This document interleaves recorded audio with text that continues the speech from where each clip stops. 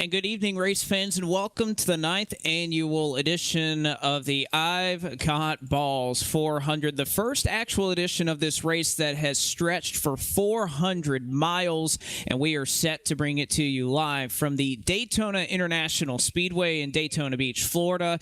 The older configuration of this racetrack, beautifully set for a throwback type of race. Taylor Burr, Zach Johnson along with you here on STN, and Taylor, I'll turn it to you because this race is challenging for a reason. The sun is out, it is hot, it is slick, and of course with all the bumps that come with the older configuration of this racetrack and these 1987 cars, these drivers are in for one heck of a challenge tonight. They certainly are, and good evening, everyone. And of course, take a look at the track temp right quick there, Blake. 139 degrees. Talk about stifling conditions here today at Daytona International Speedway. These 1987 Cup cars are going to be a handful. You definitely have to hold on for dear life and pray that you can survive just one lap around Daytona International Speedway by yourself. Now add another 40 cars around you, and you are asking for trouble. We're going to be seeing a lot of interesting situations happening all throughout the night tonight. It's going to be exciting. It's going to be all over the place, but we're going to try to make it as fun and have a little bit of fun ourselves up here in the booth calling the action. We're definitely going to have fun ourselves, Taylor, but it's been a pretty long going for most of these drivers. It was a week ago that we finally started the festivities for the I've Got Ballz 400. We had pole day a week ago. We set the top two spots in qualifying. That was taken by both Alex Kolonix and Mr. McGee, as they'll take the top two starting spots. You see the field or a couple of drivers out running some qualifying laps right now. That is for everybody who was able to make their way through a couple of different instances to try and get all the way to this event tonight. We ran two heat races both a couple of nights ago on Friday night and on Saturday, two heat races apiece. And then, of course, we ran a last chance qualifier this afternoon at 4:30 to set the field for this race. As you take a look out and see a couple of different drivers, a star-studded field, Taylor, looking at the long list of drivers here. A lot of drivers who are both accomplished in these race cars in the specific NASCAR Legends Series that runs officially on iRacing, and of course the stars that you see around the sim at the top of the oval competitive ladder. Plenty of drivers who will be gracing the eNASCAR Coca-Cola iRacing Series this season. So it kind of your mix of everything you'd want in a race like this, Taylor. Pretty much take this and be an all-star event for anyone who is a fan of all things eNASCAR or iRacing when it involves the Cup Series or these 1987 Cup cars. A lot of drivers are going to be definitely giving it everything that they have in order to try and take home the checkered flag here, along with the purse that is involved for tonight's race. That is certainly the case. Chasing at the top of the board, everybody is going after that big $250 prize that they can take home if they take the checkered flag. $1,000 in total for everybody in this field. You finish 20th on up, you will be taking some form of money here in this race. And of course, there were a lot of drivers who tried to make their way into this event tonight. Over 100 entries were made to try and get into this field, so highly competitive, and that's why you've seen the cream rise to the top here as we have about 45 seconds or so left in qualifying. You see Ryan Doucette pulling on to pit road right now. Nicholas Doucette has the fastest time of those drivers who have made their qualifying laps so far, 42.895. And for a lot of these drivers, Taylor, this is kind of hearkening back to what we saw about 5 or 6 months ago. You saw, especially with the release of these cars, plenty of big events centered around both this car and this racetrack for how well it's known to put on some close, tight-knit racing and the challenge it provides for these drivers. And I think for a lot of these guys, it's just kind of getting back used to what they were running a couple of months ago and just kind of embracing the challenge that comes with these slick conditions. Yeah, these cars were a handful when they first came out. Then the second build for these cars came out a little bit of a while later on. They kind of were a little more easier to drive, but now after the most recent update, they were a little bit more difficult, kind of back to what they were originally when first released. So right now, it looks like the field has been completed with qualifying. We are about to go racing for 400 miles around the World Center of Racing. It looks like we are set to go as well as we'll continue to file cars onto the grid for pit road. We'll wait just a moment here as they continue to kind of settle everything out here on the grid. Of course, the one that is listed for you on the screen here will be a little bit different than what we have starting. Of course, it is worth noting Brendan McGee and both Alex Kullenix will make up the front row of that. Kullenix took the pole award just a week ago, so they'll be the top two spots, but otherwise we'll work it down the grid, and it looks like this. Nicholas Doucette will start in third behind our top two. Fourth will go to Connor Horn. Of course, McGee put down a lap right there. He'll start up front, but he put himself down in third. Next to him will be Kevin McAdams, Blade Witt. Colin Bowden puts down a sporty lap right there, 42.960. Garrett Lowe directly behind him. Brandon McKissick, Sean Pelig, Gabriel Mauricio, and then Justin Thompson will round out a couple of drivers as we continue to scroll through the grid on your screen, Taylor. The other thing that is going to come into factor tonight, Taylor, and of course it's very important here, is all the quick repairs, I think, may come into play. We will have two for these drivers, so what that means is they at any time can come down pit road and fix all the damage on their race car. And if practice was any indication, Taylor, there were a lot of drivers that we saw could have made a pretty high blowover count early on in this race, so I don't think we'll be going too far before that may become a factor, and when you take that fast repair is obviously going to be a big factor in this one.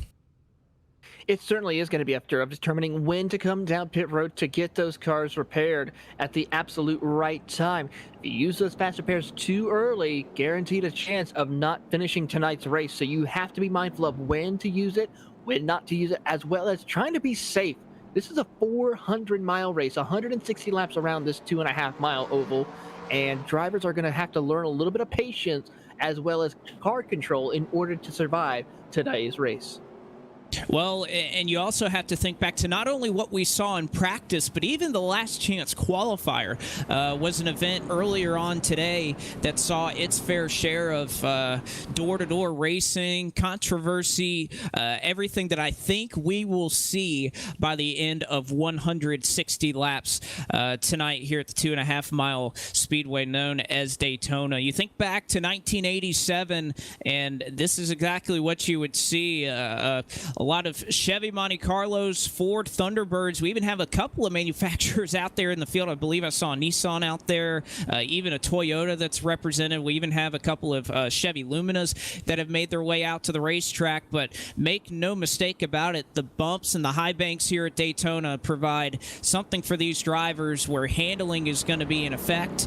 And certainly at the end of the night, the victor will be able to say that they are the winner of the I've Got Ballz 400. So in just a moment, the iRacing.com Mustang pace car, or pace truck rather, will pull onto the safety of pit road. Kullenix will lead us to the green flag with McGee alongside, and we will get set for 160 laps here at Daytona. We're underway.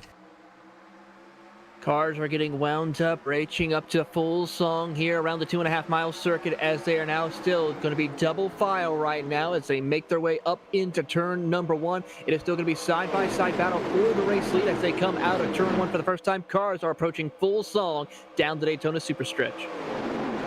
And again, these are clutchless transmissions, of course, or not clutchless transmissions like many of these drivers, I'm sure, are used to having in many of the other modern stock cars out here. So these drivers have to map out either a button or their clutch pedal to shift these things. So, of course, these restarts could be something that we'll have to see. Missing a gear could be catastrophic for the field as Kullenix, our pole sitter, into the outside wall off of turn 4 for the first lap. They're already going 3 wide. One driver on the apron. That's Colin Bowden as they work across the tri-oval, and the number 12, it just goes to show you, especially off at turn 4, you're going to see a lot of drivers pushing up tight into the safer barrier, and Kullenix does that. He's our race leader. He's already got a little bit of damage on the right front.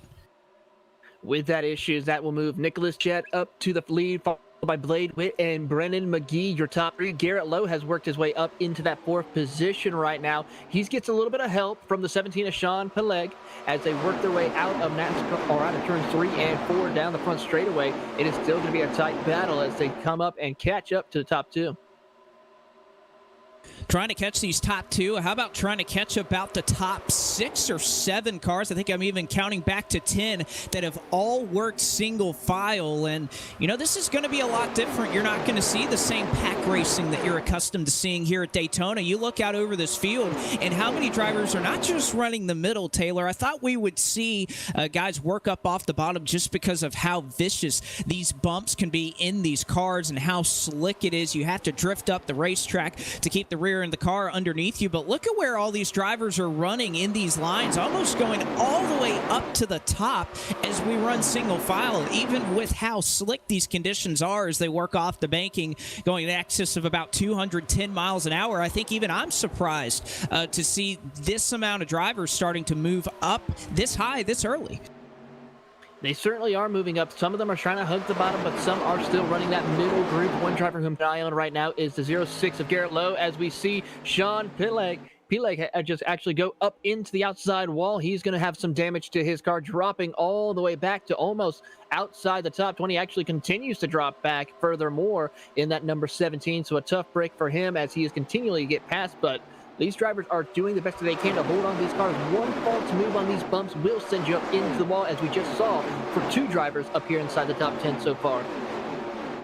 It is tough to move forward, but one driver that has made an easy going of that so far, how about nobody other than the eNASCAR iRacing Pro Series winner at Daytona from earlier this year, Malik Ray. Started all the way back in 27th, had a little bit of a slow qualifying effort it was for Ray, but just like he did in the Pro Series, is already starting to make his way forward, is up 10 spots already since the drop of the green flag as we work along lap number 5, and you're starting to see a lot of this 2x2 racing. Even back there at the front, they have kind of broken that single file cycle that we were seeing at the beginning. They are 2x2 up here at the front of the field, and Malik Ray, a couple of drivers that are trying to make that bottom side work.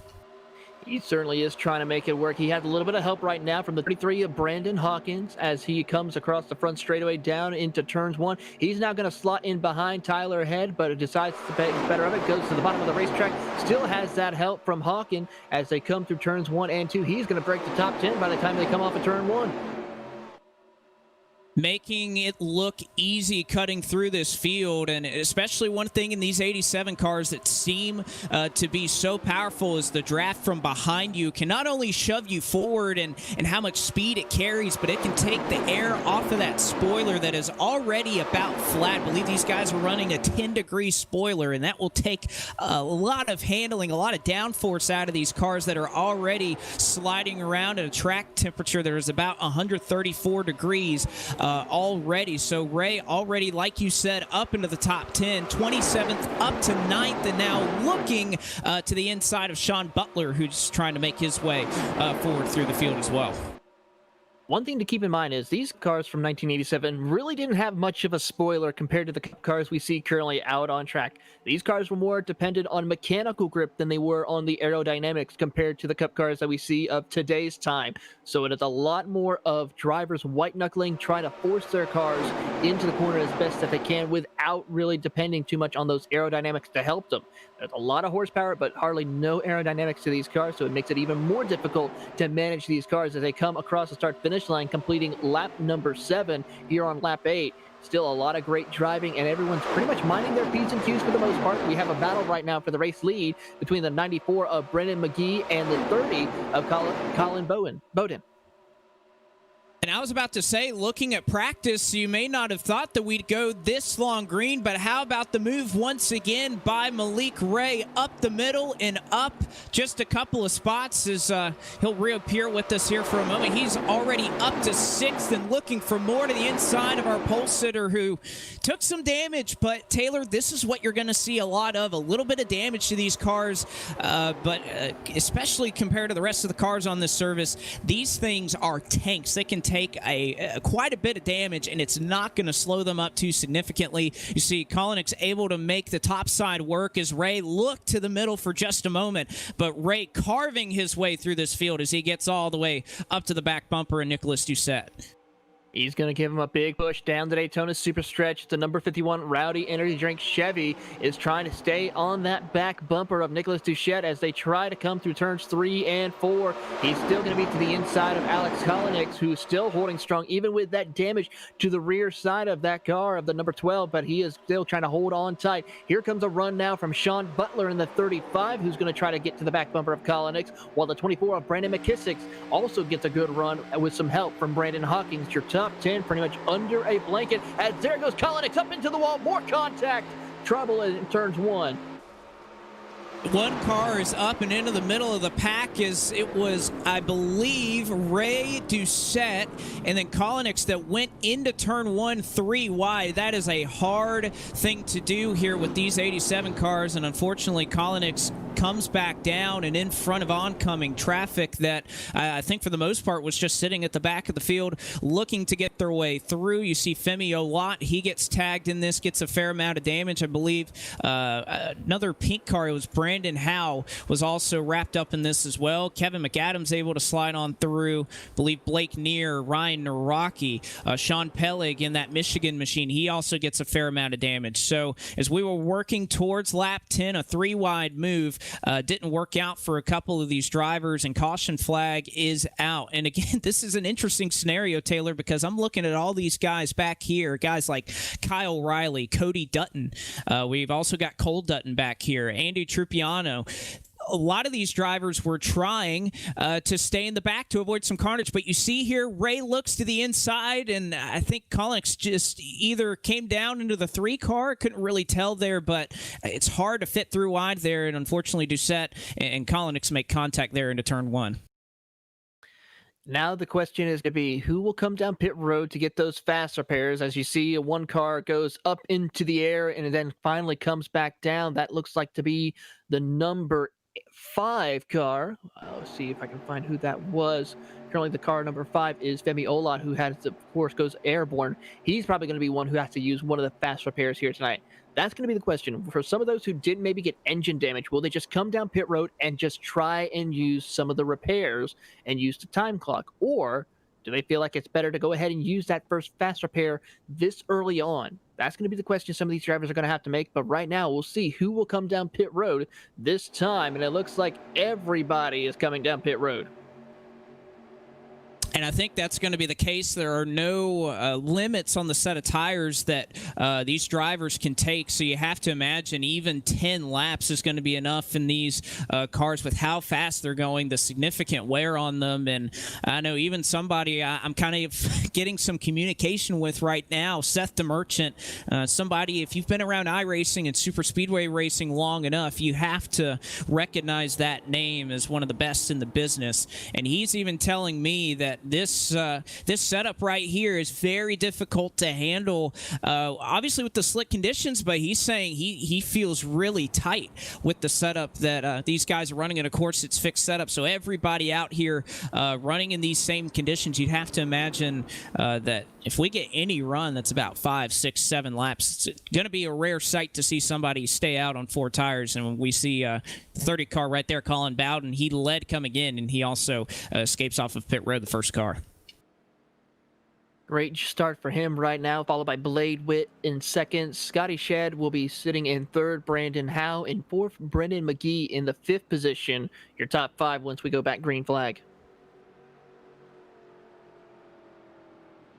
Top 5 as we go back green flag. But as we work lap number 12 of the 2021 9th annual I've Got Ballz 400, we'll work under our first caution flag of the evening. We'll go side by side so you won't miss a minute of it, and we'll be right back after this.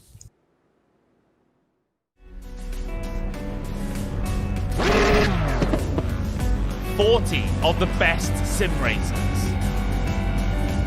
$200,000 on the line. Who will rise to the challenge?"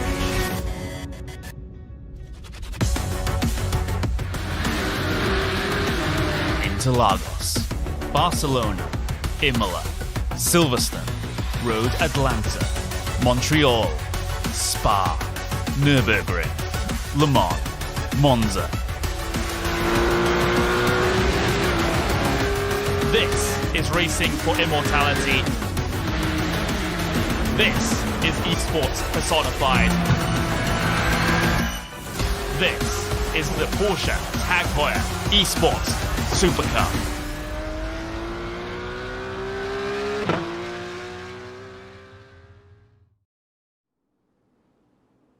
Back with you here for flag-to-flag coverage of the I've Got Ballz 400, working under the first caution flag so far of the evening. We'll work to lap 14 to get us back going under the green flag. And unlike 1987, we'll have some double file restarts in this race.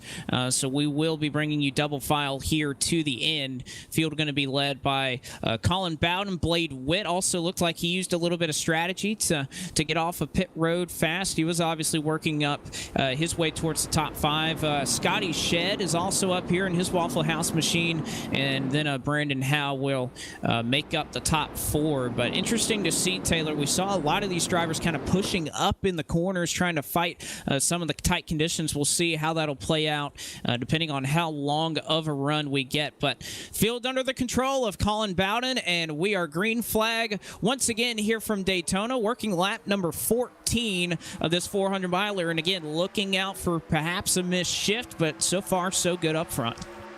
Nice clean restart here as we get back underway. Cars approaching back up to full speed as they come through turns 1 and 2. Blade Witt on the top side of the racetrack. Colin Bowden is still on the bottom. He gets some help from Scotty Shed in the 101 as they come out of turn number 2 down the Daytona Superstretch. Here comes Brandon Howe giving a push over to Blade Witt to try to see if he can get him up towards the front of the field right now. So as they go side by side down into turns 3 and 4, it is going to be Blade Witt, then Colin Bowden, as they now see Bowden will take over the race lead as they come out of turn number 4. Still 2 by 2, about 5 cars deep. And you'll see Bowden bounce off the apron right there. Going to give a little bit of a run to Blade Witt, who may take control of the race lead at the stripe. And he certainly just has the nose of that Ford Thunderbird right in front of Colin Bowden. And he may have enough to clear into turn 1. He does, but here comes Bowden on the bottom. It is hard to make it stick up top. But if you can get that push from behind you, as it looks like Bowden, a little connection issue, but he'll be back with us. But you see how close that Howe gets to the back of Witt. That is enough to shove him out front, move the 07 to the control of the race as he now clears himself to the bottom of the racetrack. He's got to be careful, though. He's got too much of a gap right now. About 2 car lengths separate him from the rest of the pack. He could easily get swallowed up by this rest of the field as they approach him now out of turn 4, down the front straightaway through the tri-oval. A big run now for Bowden, along with the 83 of Brandon Howe, who is able to now slot back in behind the 07 of Blade Witt. Down into turn 1, they're now approaching. We see a couple of cars get a little bit too squirrely. Bowden is one of them, but is able to maintain control of his number 30 as they continue on their way, as Scotty Shed in the 101 now still is trying to lead that outside, inside lane now as Bowden goes to the bottom of the racetrack. Well, Bowden looks like, as a result of the connection issues, maybe just trying to play things safe here, get everything squared away before he gets back in this battle. But unlike what we saw at the front in the first couple of laps, it is not settled out quite like we saw it in the opening laps of this race. Blade Witt and, of course, Brandon Howe have gotten to the front of the field. They run single file, but behind them, it's about 10 rows deep of double file racing. And just like we were talking about a little bit earlier, Malik Ray looking to make his way to the front of the field. He is all the way up to 3rd, and now he's just looking for an opening to try to get around Brandon Howe for 2nd.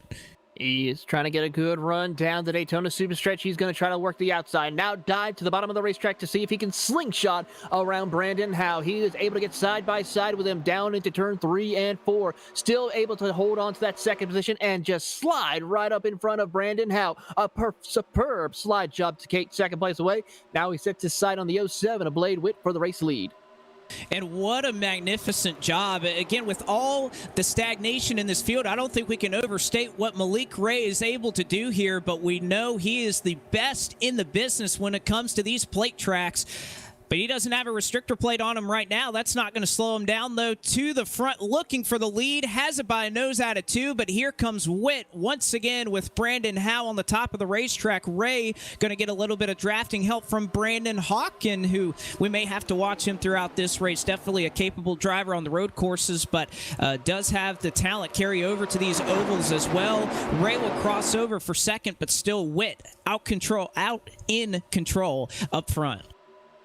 Blade Witt trying to rely heavily on his spotter to make sure he finds the right line to hold right now. He goes to the bottom. Now up to the top side of the racetrack. Here comes Malik Ray down to the bottom of the racetrack as they enter turns 1 and 2. He will stick to the bottom. He has Hawkins behind him to help. While we see Blade Witt has Brandon Howe behind him to keep him up there in front of the field as they come off of turn number 2. We see Malik get a little bit loose now there. He's able to still maintain control of his car as they're going to be door-to-door down the Daytona Superstretch heading into turn 3.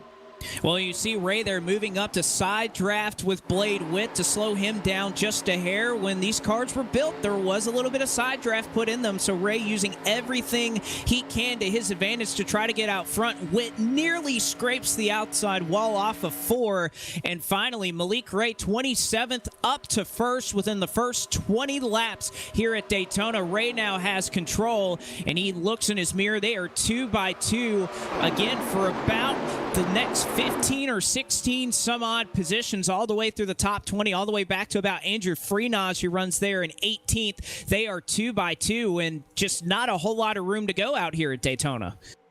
18 cars are within less than a second of each other now from the entire field. As they come down through turns 3 and 4, it is going to be 2 by 2 by 2, about 6 to 7 rows deep right now as they continue on their way up through the field right now. Malik Ray still holds on to the race lead over Brandon Hawkins as we see Blade Witt getting involved in this picture. He gets a good run off down through the tri-oval. He's going to get right up to the back bumper of Malik Ray as they dive it into turn 1.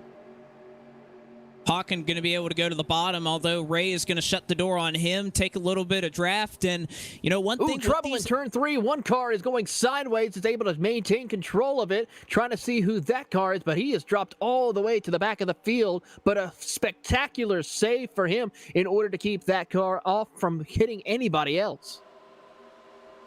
A big issue there is averted, and we stay under green for the moment. So crisis averted for at least a couple of seconds. But up front, change for the race lead. Perhaps coming now is Brandon Hawken going to look to put the nose of his Monte Carlo in front of Malik Ray's. He doesn't get it at the stripe, and there goes Malik Ray to the top spot once again. Blade Witt has been a great pusher so far, but here comes the 33 with no help trying to get in front of that Rowdy Energy Chevrolet.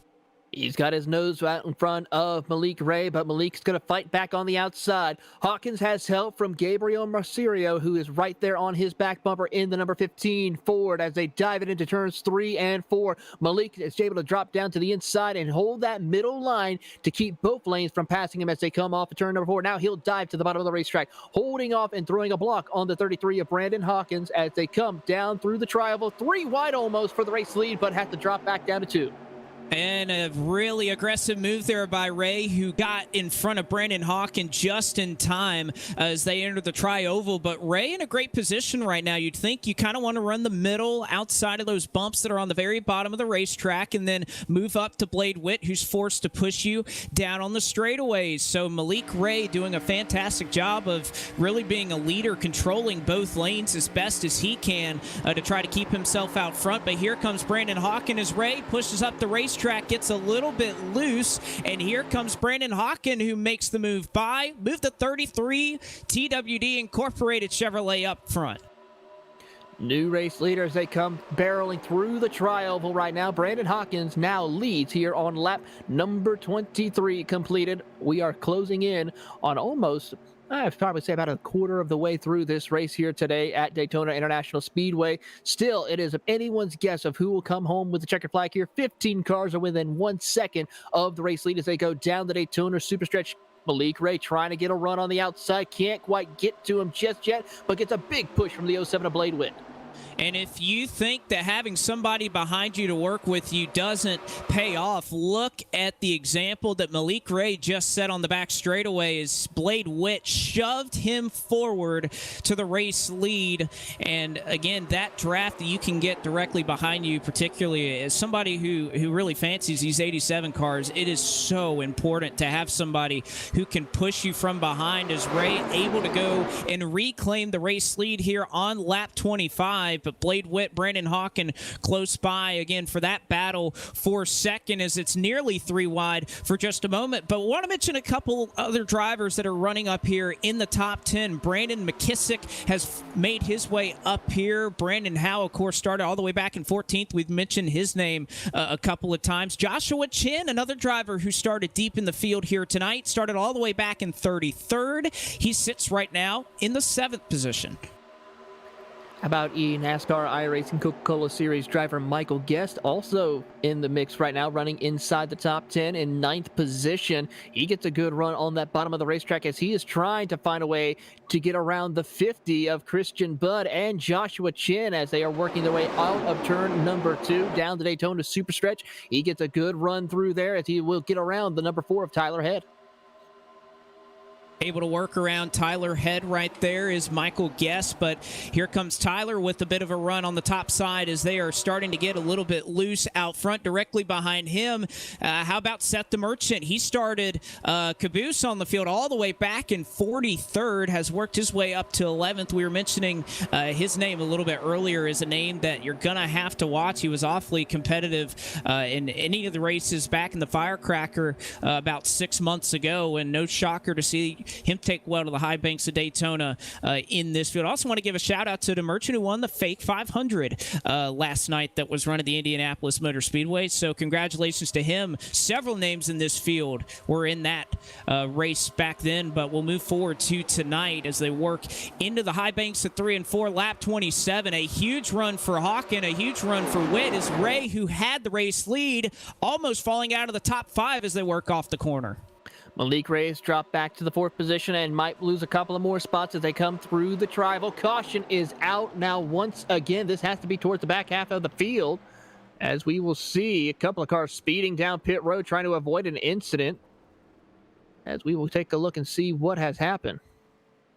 And it looks like it started with a single car and a little bit of contact in the middle of 3 and 4. I believe, once again, Alex Kolonix, who again started on the pole, just has, I wouldn't say fault of his own, but just a little bit of contact there as they were working through 3 and 4. He tags Justin Thompson, who nosed it hard into the outside wall. Kolonix able to save it, but unfortunately for Thompson, not able to collect that race car before once again hitting the outside wall. You see, it's so hard to get these cars in control once they hit the wall.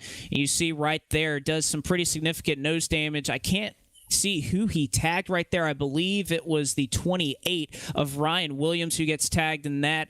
Perhaps the Wonder Bread machine also gets some damage. I think that's Colton Salick. Also, Andy Trupiano gets a little bit of damage in that one. But this was all the way, once again, Taylor, at the back of the field where you'd think that there would be a lot of drivers kind of taking it easy.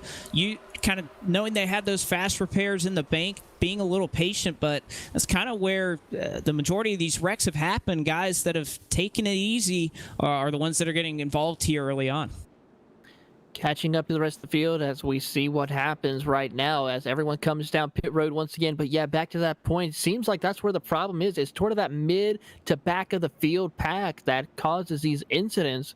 We originally thought when we started this race here tonight, we would be seeing a lot of action up towards the front of the field where incidents will be happening. So far, none of that's been happening up towards the front. Everyone's been pretty much clean, minding their P's and Q's, just trying to get to the end. Now, that may change once we get to probably, let's say, 20 laps left to go in the race instead of being on lap number 29 here. So a lot still at stake. We'll have to see what happens as the race off pit road happens, and it looks like Blade Witt might have won the race off pit road as we look at time and scoring. I don't know. It looks like maybe Tristan Hagenstein also. Nope. It looks like it's going to be Evan Melanson who will win the race off pit road.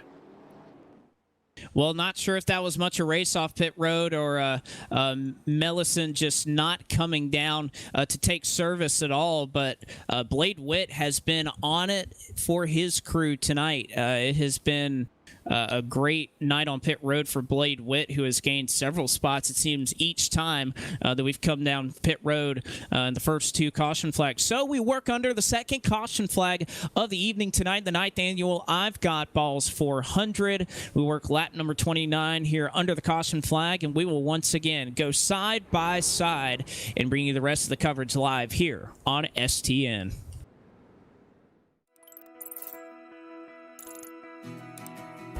iRacing is a sim racing game that combines a true-to-life racing experience with an online community of virtual racers from all around the globe.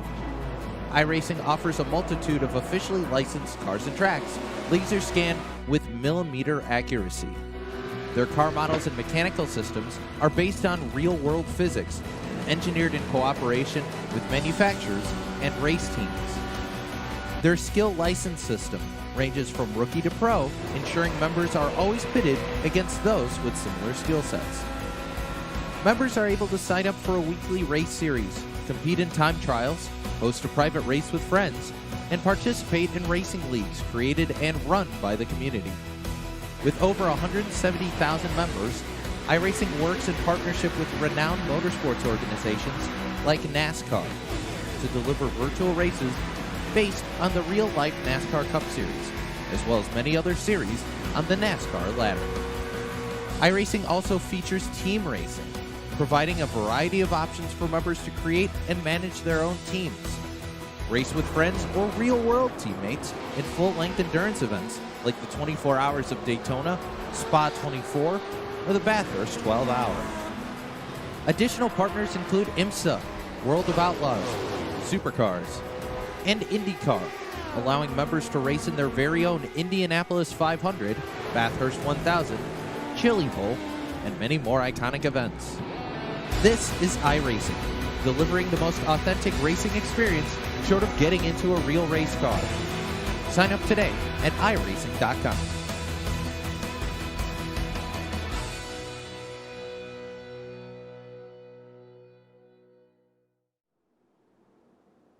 Back with you here as we're about just moments away from taking the green flag for the third time to get us restarted. It is Blade Witt and Brandon Hawken, your top two, as we're going to get set and going for you. Lap number 31 going on the scoring pylon, and Blade Witt not quite able to jump off the gun. Brandon Hawken there on the high side. He's got a fair amount of drafting help from the Pepsi machine of Brandon McKissick. 33 goes to the top spot as McKissick. What a shove there on that restart. He's going to slot down behind Brandon Hawkins down the back straightaway. Here they come with Blade Witt sitting in third. Meanwhile, up on the top side of the racetrack, you will see the number 88 of Andrew Freenaz leading that outside charge. We haven't talked about him all race, but here he comes with a head of steam with help from Nicholas Duchette, who is sitting in that second car on the outside row. Nicholas doing a great job trying to hold on and keep up with Freenaz as they come out of turn number 4 down the front straightaway. They are currently lined up next to Blade Witt in the 07, and the top two start to try to hold on as they come across the line. Well, and Freenaz trying to pinch down and get a little bit of momentum there in the tri-oval. He got a little loose out of 4 and lost some of it as he's trying to make his march to the front of this field. McKissick slides up the racetrack. Witt has to check up as they look 3 wide here for just a moment. That was nearly a big wreck right there as McKissick looks like he pushed up the racetrack, nearly came back down into Witt. That's going to kill the bottom line. And how about Andrew Freenaz making it look easy in that beautiful Do Shine at number 88 machine as he looks like he may have enough momentum, and they are formed up there on the top. Only 2 cars on the bottom. It's Hawken and McKissick, but Freenaz now takes the lead. New race leader as they come across the line. Freenaz holding strong on the top side of the racetrack, but Brandon Hawkins not done just yet as they dive it into turns 1 and 2. We see Hawken holds on to the race lead as they come out of turn number 2 as he has help from McKissick. Meanwhile, Freenaz now with the outside momentum will finally once again get over the race lead as they go down the Daytona Super Stretch. Here comes Nicholas Duchette. He'll dive to the bottom of the racetrack in front of Hawken to try and take over the race lead. New race leader as they come out of turn number 4. And I was about to say that high side has looked awfully sporty in the recent going, but Doucette showing that you can definitely make that pass work on the bottom if you have the momentum. However, he goes to the top side, and now Brandon Hawken once again pokes his nose out front to take the race lead. He's got drafting help from the 57 Peterson machine, and Ryan Doucette is a slide behind them. Freenage gets a little bit loose. They're going to look 3 wide off for the corner as Witt nearly gets into Freenage, but they find a way to make it work. That was close quarters right there. Nearly disaster off of turn 2, but these drivers able to escape a major crisis right there. A little too close for comfort for some of those drivers, especially for Blade Witt as they come through turns 3 and 4. Blade Witt back up into 6th position after that close call for him. Meanwhile, up at the front of the field, Seth DeMerchant has finally come up to the front of the field after running 34 laps around this circuit. He is finally able up at the race lead, and looks like everyone is going to follow the Pied Piper to the bottom of the racetrack as one car goes up to the top side of the racetrack. DeMerchant started last. He is already up to first, and he's not somebody that you want to have to try to pass at one of these plate tracks as he leads the way. Everybody in about the top 5 going to work in lockstep, but Brandon Hawken going to make a liar out of me as he's going to go to the bottom all by himself, although he pulls Blade Witt along and now looks for second underneath Nicholas Doucette. DeMerchant works it back from the bottom of the racetrack all the way back to the top. He goes to the bottom to block the run from Hawken, who has to check up for him right there. Leaves Doucette all alone on the top, but DeMerchant trying to work both lanes as he nearly turns across the nose of Brandon Hawken here. Doucette, oh, DeMerchant's loose. What a save in front of the pack as DeMerchant nearly hit the wall. Oh, man, what a save that was. Talk about that one for the highlight reels here tonight, as he's definitely tried to let it hang out there on the top side of the racetrack. He is showing that he has what it takes to try to see if he can win this race. Now as they come through turns 3 and 4, DeMerchant goes to the top side of the racetrack trying to get around Brandon McKissick. Can't quite make it work. He has no help whatsoever behind him. Meanwhile, back up at the front, Hawkins, Witt, McKissick, your top 3 as DeMerchant tries to find a way to get to the outside lane going, but so far to no avail. He's trying to do it all on his own, but again, I think just we have to look back on that moment that could have been absolute disaster for the rest of the field if the race leader hadn't nosed it into the wall, but they find a way to sort it out. DeMerchant's all alone to his doing, but how about one driver? We haven't mentioned this driver's name all night. He's running in 6th, the 54th Thunderbird of Christian Budd. Started all the way back in 20th, has slowly worked his way up to the front of the field and looking to be a part of this battle. He runs currently right in front of a couple of names you've heard a fair amount tonight, Brandon Howe and Malik Ray, that runs directly behind this pack. A great run indeed for that number 50 of Christian Budd as he works his way through turns 1 and 2. He's tucked up right behind, it looks like, the number 3 of Nicholas Doucette, who is trying to see if he can get that inside lane working again to get around the 24 of Brandon McKissick as they go down the super stretch. Once again, a great opportunity for Christian Budd to be racing with some of the best of the best. Trying to duke it out with some of the best up here is Budd trying to make it work.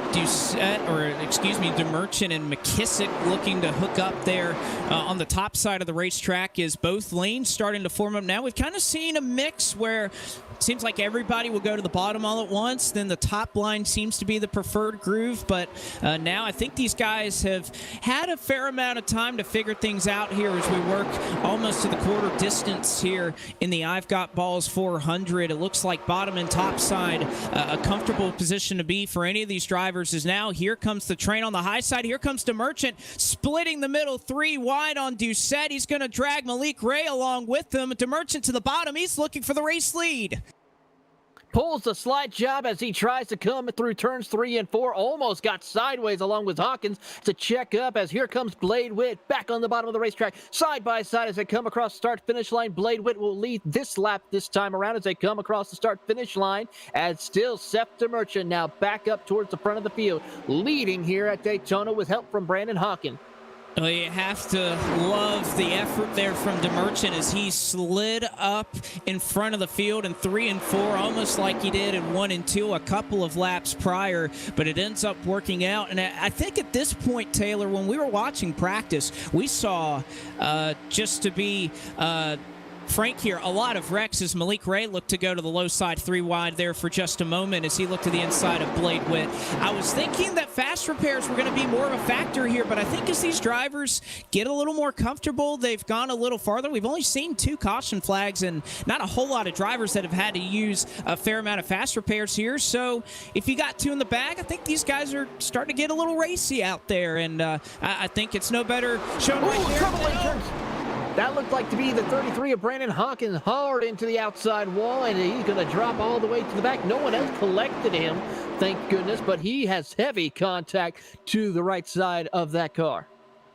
He does, and that was nearly another huge accident there as he got up into the wall in 1 and 2. And I think I was just talking about it. I think that proves my point that these guys have that fast repair in the bag, and they know it. And I think they're being a little more aggressive because of that now. They know that they have at least 2 mulligans if they somehow don't figure things out and they need to repair their race car. They have plenty of opportunity to do so here as we approach the quarter mark. So these guys getting awfully sporty up here at the front of the field. Blade Witt took the race lead last time around. Now it's DeMerchant up front looking for it, and now here comes Malik Ray to the bottom 3 wide on the backstretch looking for the top spot. Malik Ray trying to get a big head of steam down into turns 3 and 4 right now. He finally is able to take away the race lead over Colin Bowden, who's now right in front of him as they come down through the turns 3 and 4, down through the front straightaway now. Here comes Malik holding strong in front of Blade Witt as Colin Bowden is trying to get that inside lane working with Brandon McKissick as they come across the line. And there goes Blade Witt. Contact.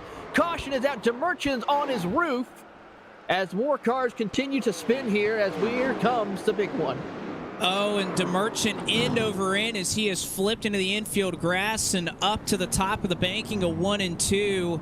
And it looks like, as we were just talking about the handling on these cars starting to fade, it looked like some contact for the race lead between our race leader Malik Ray and Blade Witt, who ran in second. I think Witt was up there. Ray just may have cleared himself across the nose of Blade Witt, and you know, the nose of these Thunderbirds, they tend to stick out just a little bit, and I think he may have been out there. Obviously, they make contact. Whatever you think of it, Witt obviously turns DeMerchant around, and there's not a whole lot of places to go, and we'll see it one more time here on screen. Well, the good news for Seth DeMerchant is that car's still rolling. He got back up onto all 4 wheels. He still has a fast repair to use, so he is able to come down pit road, get a fast repair, get back out onto the racetrack, and continue on his way along with some others. But unfortunately for these other drivers, they are using 1 fast repair before we even get to the halfway point.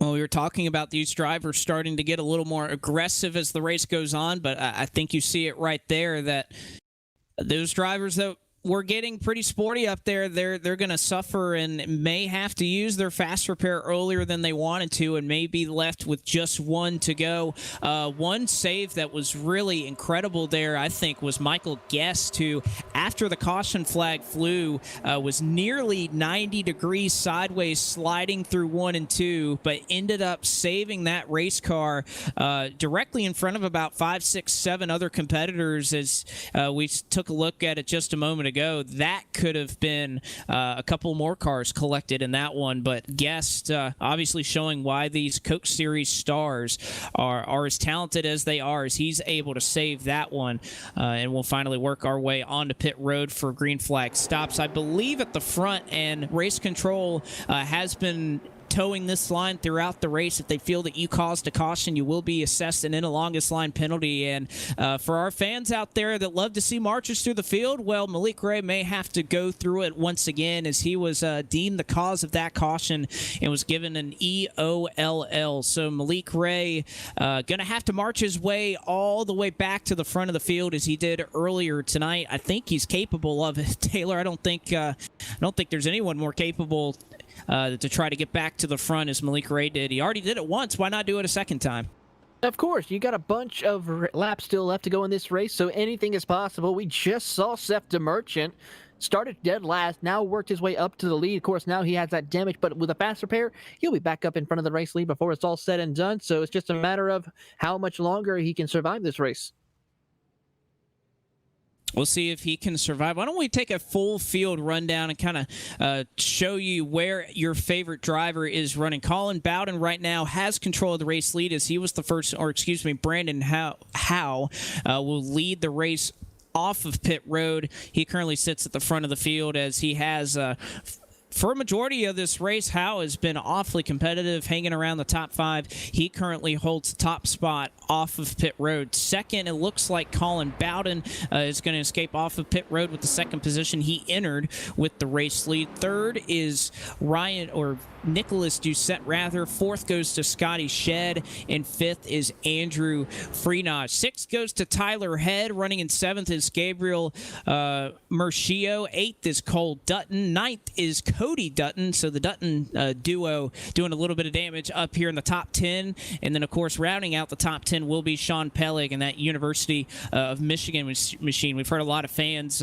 screaming out there for Sean Pellig. Well, we've heard you. He is running right now in the 10th position. 11th at the moment goes to Jeremy Davis. Haven't mentioned his name tonight, but won't be shocked if we'll be talking about him before the end of the night. Aaron Smith is 12th. Philip Snipes runs in 13th. Jamil Hawkins is in 14th. Christian Budd is in 15th. 16th goes to Garrett Lowe. Alex Kolonix, he started on the pole. He's in 17th. 18th goes to Blake Neer.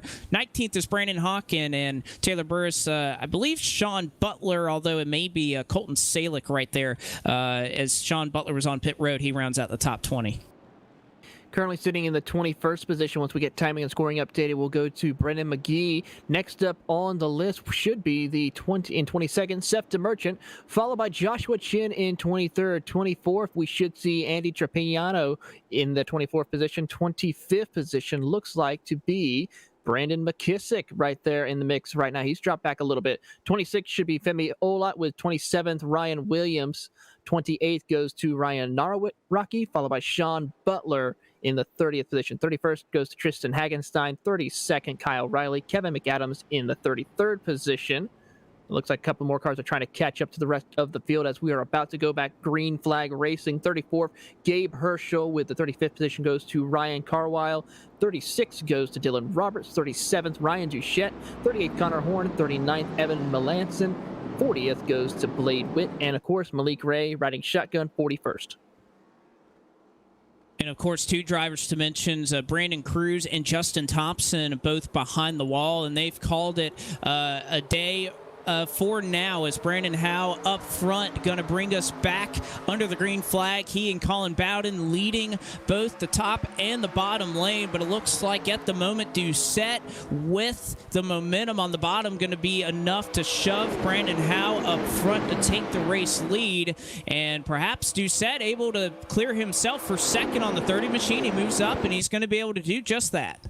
Great job for Doucette as he comes and leads that outside groove right now as here comes Brandon Howe trying to hold the inside, but Nicholas Doucette holds on to the race lead, and that number 3 was help from Colin Bowden as they come through turns 3 and 4. Andrew Freenage in the Dushine 88 right there in that 4th position, tries to get a good run but can't quite make it work. Side by side for the race lead as they come down through the tri-oval. Who will lead this lap? It goes to Nicholas Doucette leading that time around, and lap 46 or 47 of 160 complete.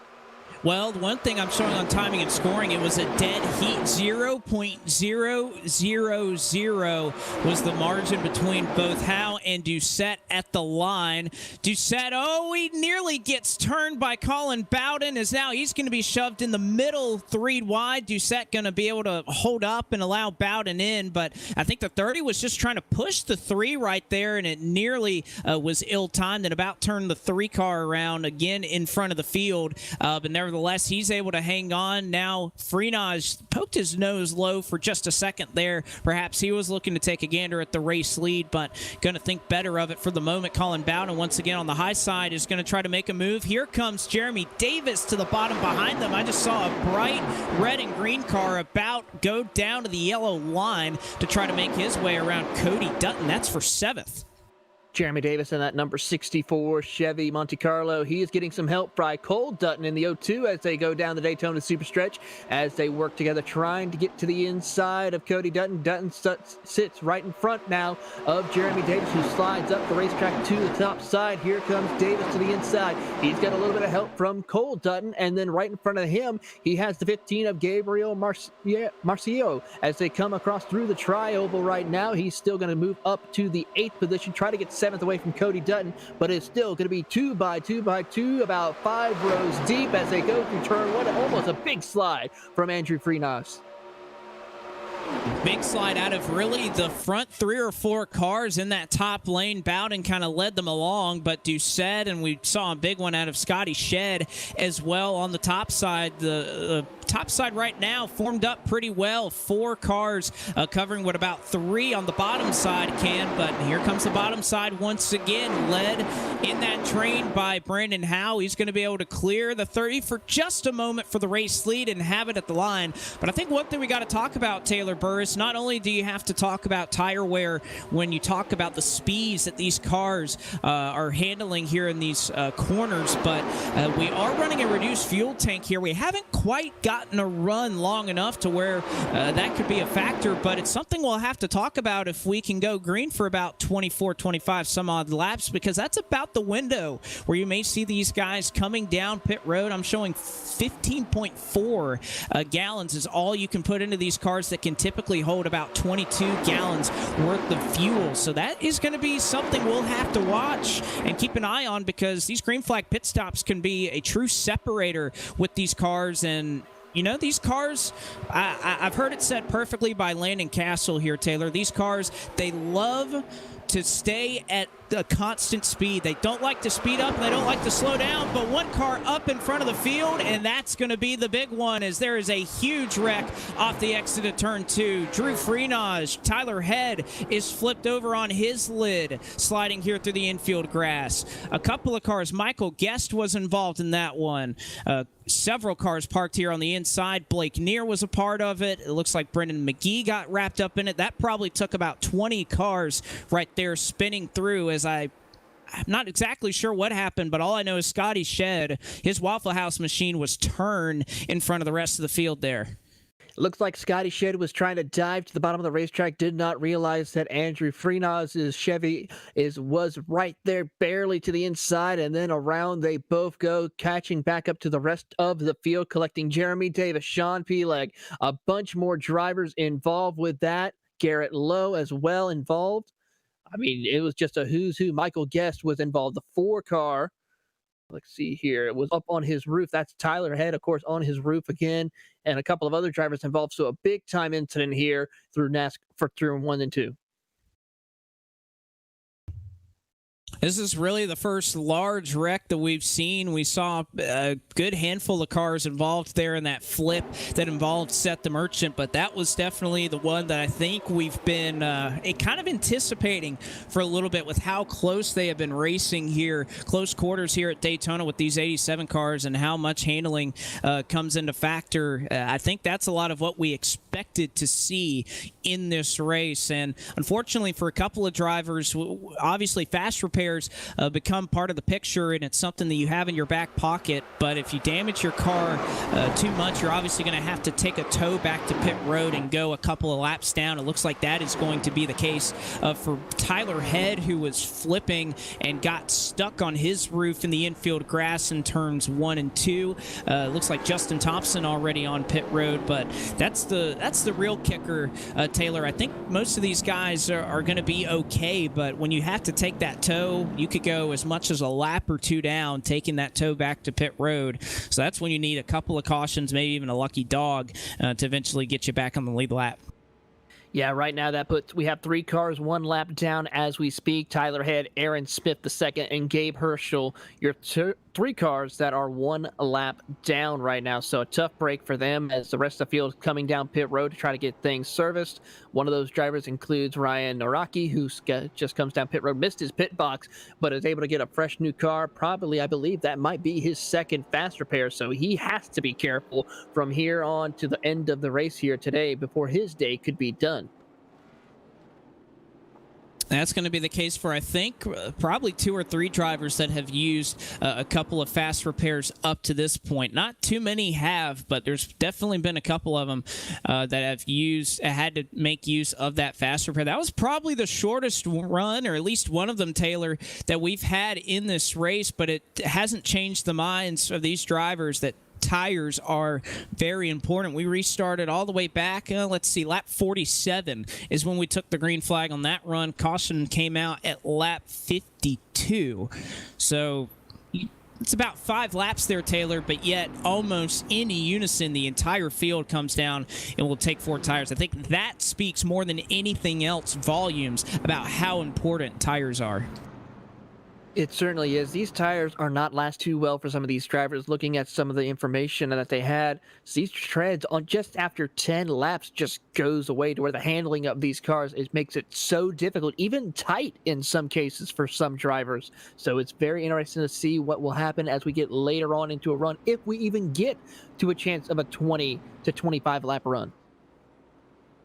Now, one thing I'm seeing out here, Taylor, we talk about fast repairs and how a couple of drivers might use them. You also have the option, of course, to save it for a little bit later. You can be caught up in a wreck and think, well, I can work with some of this damage if we're going to be racing for a little bit, and I think there's going to be some more cautions. I might just save a fast repair. I believe Cole Dutton, you can see kind of the damage on his machine. I think he's one of the drivers that's going to take that gamble that maybe we haven't seen the end of a lot of these wrecks just yet, and maybe I'm going to save some of that fast repair in the back pocket for a little bit later and hope that these guys wreck them up a little bit. That is also a strategy that some of these drivers that may have gotten some damage here or there in a couple of accidents, that's also a strategy that they could utilize here. But the one thing I think, Taylor, we've had some quick yellows here. We usually only get about 2 caution laps here, so not exactly a lot of time to use under caution to fix those cars.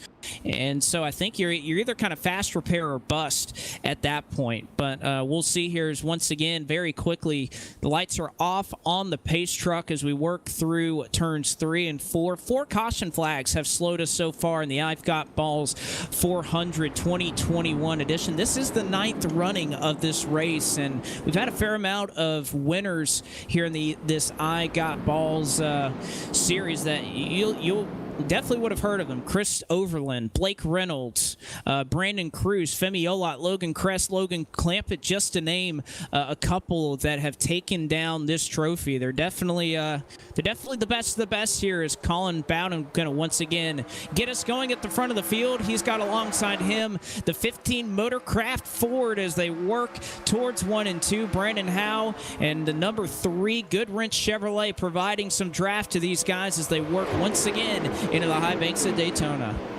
As they get up the full song, as they come out of turn number 2 down to Daytona, Super Stretch is going to be side by side for the race lead between Gabriel Mauricio and Colin Bowden as they come down the Daytona Super Stretch. Nicholas Doucette will be coming right there, sitting in that number 3, coming up to 2nd place now, as he will be the top car on the outside lane. He gets help from Seth DeMerchant and Malik Ray, while on the bottom lane we see Gabriel Mauricio. Following right behind him is Colin Bowden, and then of course we see Brandon Howe in that 3rd car in that bottom lane as they come across the start-finish line. Pretty much right now it is your top 6 trying to break away from the rest of the field.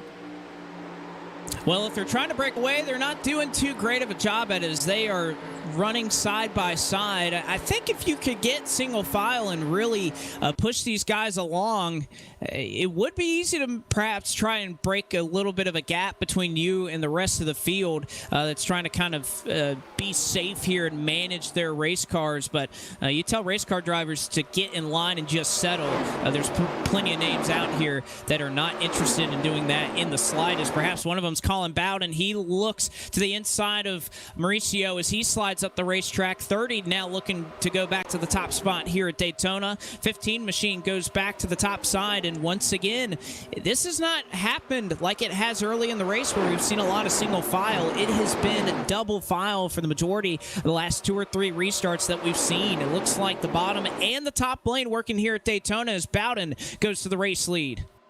He gets a big push from Gabriel Mauricio as they go down the Daytona Superstretch. Here comes a big run now from the 83 of Brandon Howe. To the bottom of the racetrack, Bowden goes. He tries to throw the block on Brandon Howe. He's able to make that work as Howe tries to go up to the middle groove. Now back to the bottom of the racetrack as they come out of turn number 4. Here comes the 80 of Cody Dutton moving up into the 4th place position as they come across the line. Still, it is going to be Bowden, Howe, and Mauricio, your top 3 as they go into 1. And I think Cody Dutton is exactly what we were talking about earlier under the caution flag, that you can take a little bit of damage in these cars, and they are tanks compared to the rest of the cars in this service, that you can still be going pretty fast despite having some damage. Obviously, Dutton going to be a little slow because of that nose damage that he has, but obviously it's enough to keep up and make some moves here. He's running across the stripe in 4th that last time, currently runs in the 6th position as he made a move to hold off Malik Ray there for just a moment. But I think Dutton kind of showcasing that you can save that fast repair for a little bit and still run up here at the front and be competitive. He certainly is showing that as he's working right now inside the top 10. He's getting a push right now from Malik Ray in the 51 as they go through turns 1 and 2. Looking at these cars from certain angles, they look practically sideways. Even though they might not be right away, they are definitely holding on for dear life, trying to get these cars to work around the corners down the Daytona Superstretch. They are going. Your top 3 is Brandon Howe, Nicholas Doucette, as well as Seth DeMerchant, your top 3. But here comes Colin Bowden. Now he dives to the inside, trying to get around DeMerchant for 3rd. Off of turn number 4, Bowden now once more as he tries to get to the inside of the 3 of Nicholas Doucette. Here comes DeMerchant. He'll get right behind Bowden to try and push him up to the race lead around Brandon Howe. Coming across the line, Bowden will lead that lap.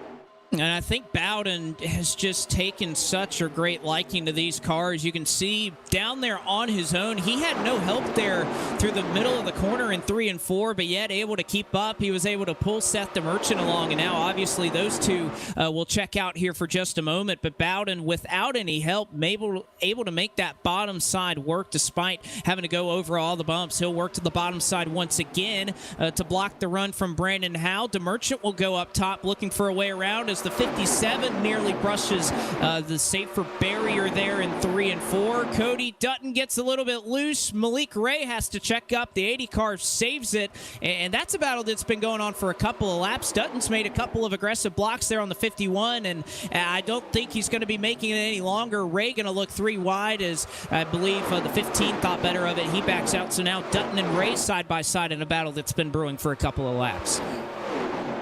That little pack right there behind the top 5 has definitely been brewing quite strongly as a couple of more cars are starting to join the fray. You have Blade Witt back up to the field once again inside the top 12 right now, along with Ryan Doucette, Brandon McKissick, and Femi Olot, who have now joined the party inside the top 15. Meanwhile, up inside the top 5, Sean Butler in the number 35. He's back up there running inside the top 5 after a little bit of a hiatus from there early on in the going. Now he's behind Colin Bowden in that 3rd position as they come out of the trioval heading into turn 1. Bowden goes up to the top of the racetrack, nearly clips the wall as he tries to get around DeMerchant. He'll have help from Nicholas Doucette as they come out of turn number 2. Butler to the bottom of the racetrack while we see Brandon Howe watching on. Making a move will be a decisive factor as a lap car is in front of the field. Yeah, power move there by Bowden as he slid up in front of Nicholas Doucette to try and take that run and hold the race lead, but he's going to get a challenge once again on the bottom from Seth DeMerchant, who now has drafting help from Butler. DeMerchant slides right in front of Bowden. My goodness, that is a trusting driver, as now he does the same to Butler, and Seth DeMerchant, who nearly spun in front of the leaders here just a couple of laps ago, aggressively defending that race lead as he nearly cuts the crossing nose of 2 drivers, and Butler is loose behind them. They scatter around. It looks like, for the most part, they kept it together, and Ryan Doucette, a power move on the high side as they had to slow up there for Sean Butler, who nearly spun it around. I tell you, one driver who had a front row seat of that was the 83 of Brandon Howe. I would love to see the onboard camera of that, so let's try and take a look at that as we are going to try to get on board with that 83. He sits in the 8th position right now as he slides back in line. It's now single file for your top 10 for just a moment. So we're just getting things warmed up once again to get ready for another round of racing as they come across the start-finish line here, heading into turn 1. But as you see on board, with Brandon Howe. He is definitely trying to find the right line to keep up with Nicholas Doucette as they come through turns 1 and 2. Sean Butler, though, meanwhile, is trying to get to the inside of Ryan Doucette for the third position as they go down the super stretch, passing one of the lap cars here momentarily to get into turns 3 and 4. Yeah, you can see there on the STN speed view, Brandon Howe, you could see directly in front of him. They'd mostly worked out single file, but now you can look out and they are too wide once again. They are working around the lap traffic of Justin Thompson at the moment up front, but this is about the most organized that we've seen this lead pack in quite some time, since probably the beginning or the opening laps of this race. We haven't seen single file like this, and this is when it can get pretty interesting when you talk about guys breaking away and being able to break the draft because of the handling that comes into place here. Obviously, the draft is very important, but with how close these guys run and how much of a difference it can make, you could pull away if maybe you wanted to, but Malik Ray going to have none of that as he looks for the race lead, but as he was taking the lead, caution flag is thrown, and I'm having to look out and see. I can't see anything out my windshield that would have warranted the caution flag at the moment, but nevertheless, here at lap 57, we will slow them once again as we will work caution flag number 5 of the evening. Trying to find what the situation was caused for that. I might try to see if Tyler Head might have been involved. I saw his car drop through the order here recently, so I'm wondering if he was involved in this most recent incident. But I don't see him on the system right now, so we'll have to try to find who was the situation cause for this situation that happened here today. Oh, it was an accident off of, it was a little bit ago, but at least from what I could see, it was an accident that took place off of 3 and 4 on lap 65. It looked like Ryan Naraki and Brandon Hawken kind of got together. Joshua Chin was also in that battle as well as they were 3 wide. It looks like Naraki slid across the nose as they were 3 wide, spinning to the inside here, about to the entrance of pit road. Hawken took a fair amount of damage in that as they were battling in about the 27th position. Ryan Naraki gets turned as well, just a little bit of a delay in throwing the caution flag, and there you see it right there, spinning to the inside. Hawken, a hard hit right there for Ryan Naraki, definitely gonna probably warrant a fast repair to get that car back up to full song, but that was the caution flag that happened. Took a little bit of time before we were able to finally get that thrown as the drivers worked their way around the tri-oval and towards the back of the pack. So once again, caution flag number 5, and just like we've been saying all afternoon, drivers very eager to get 4 fresh Goodyear tires put on their race car as they work it onto the apron. However, it looks like we got a couple of drivers that are going to be taking a wave around here, so we'll chronicle that in just a couple of moments. But race off pit road looks like they may exit as they entered. Sean Butler actually going to take control of the race lead. Looks like Tyler Head will get the lucky dog, so he'll get his lap back here as well. So we'll keep track and see what his results will be as they continue on their way, as the rest of the field will come off of pit road to rejoin with the pace truck. And hopefully here in the next lap or so, we'll turn them loose once again as we are approaching the halfway point here of tonight's I've Got Ballz 400 here at Daytona International Speedway.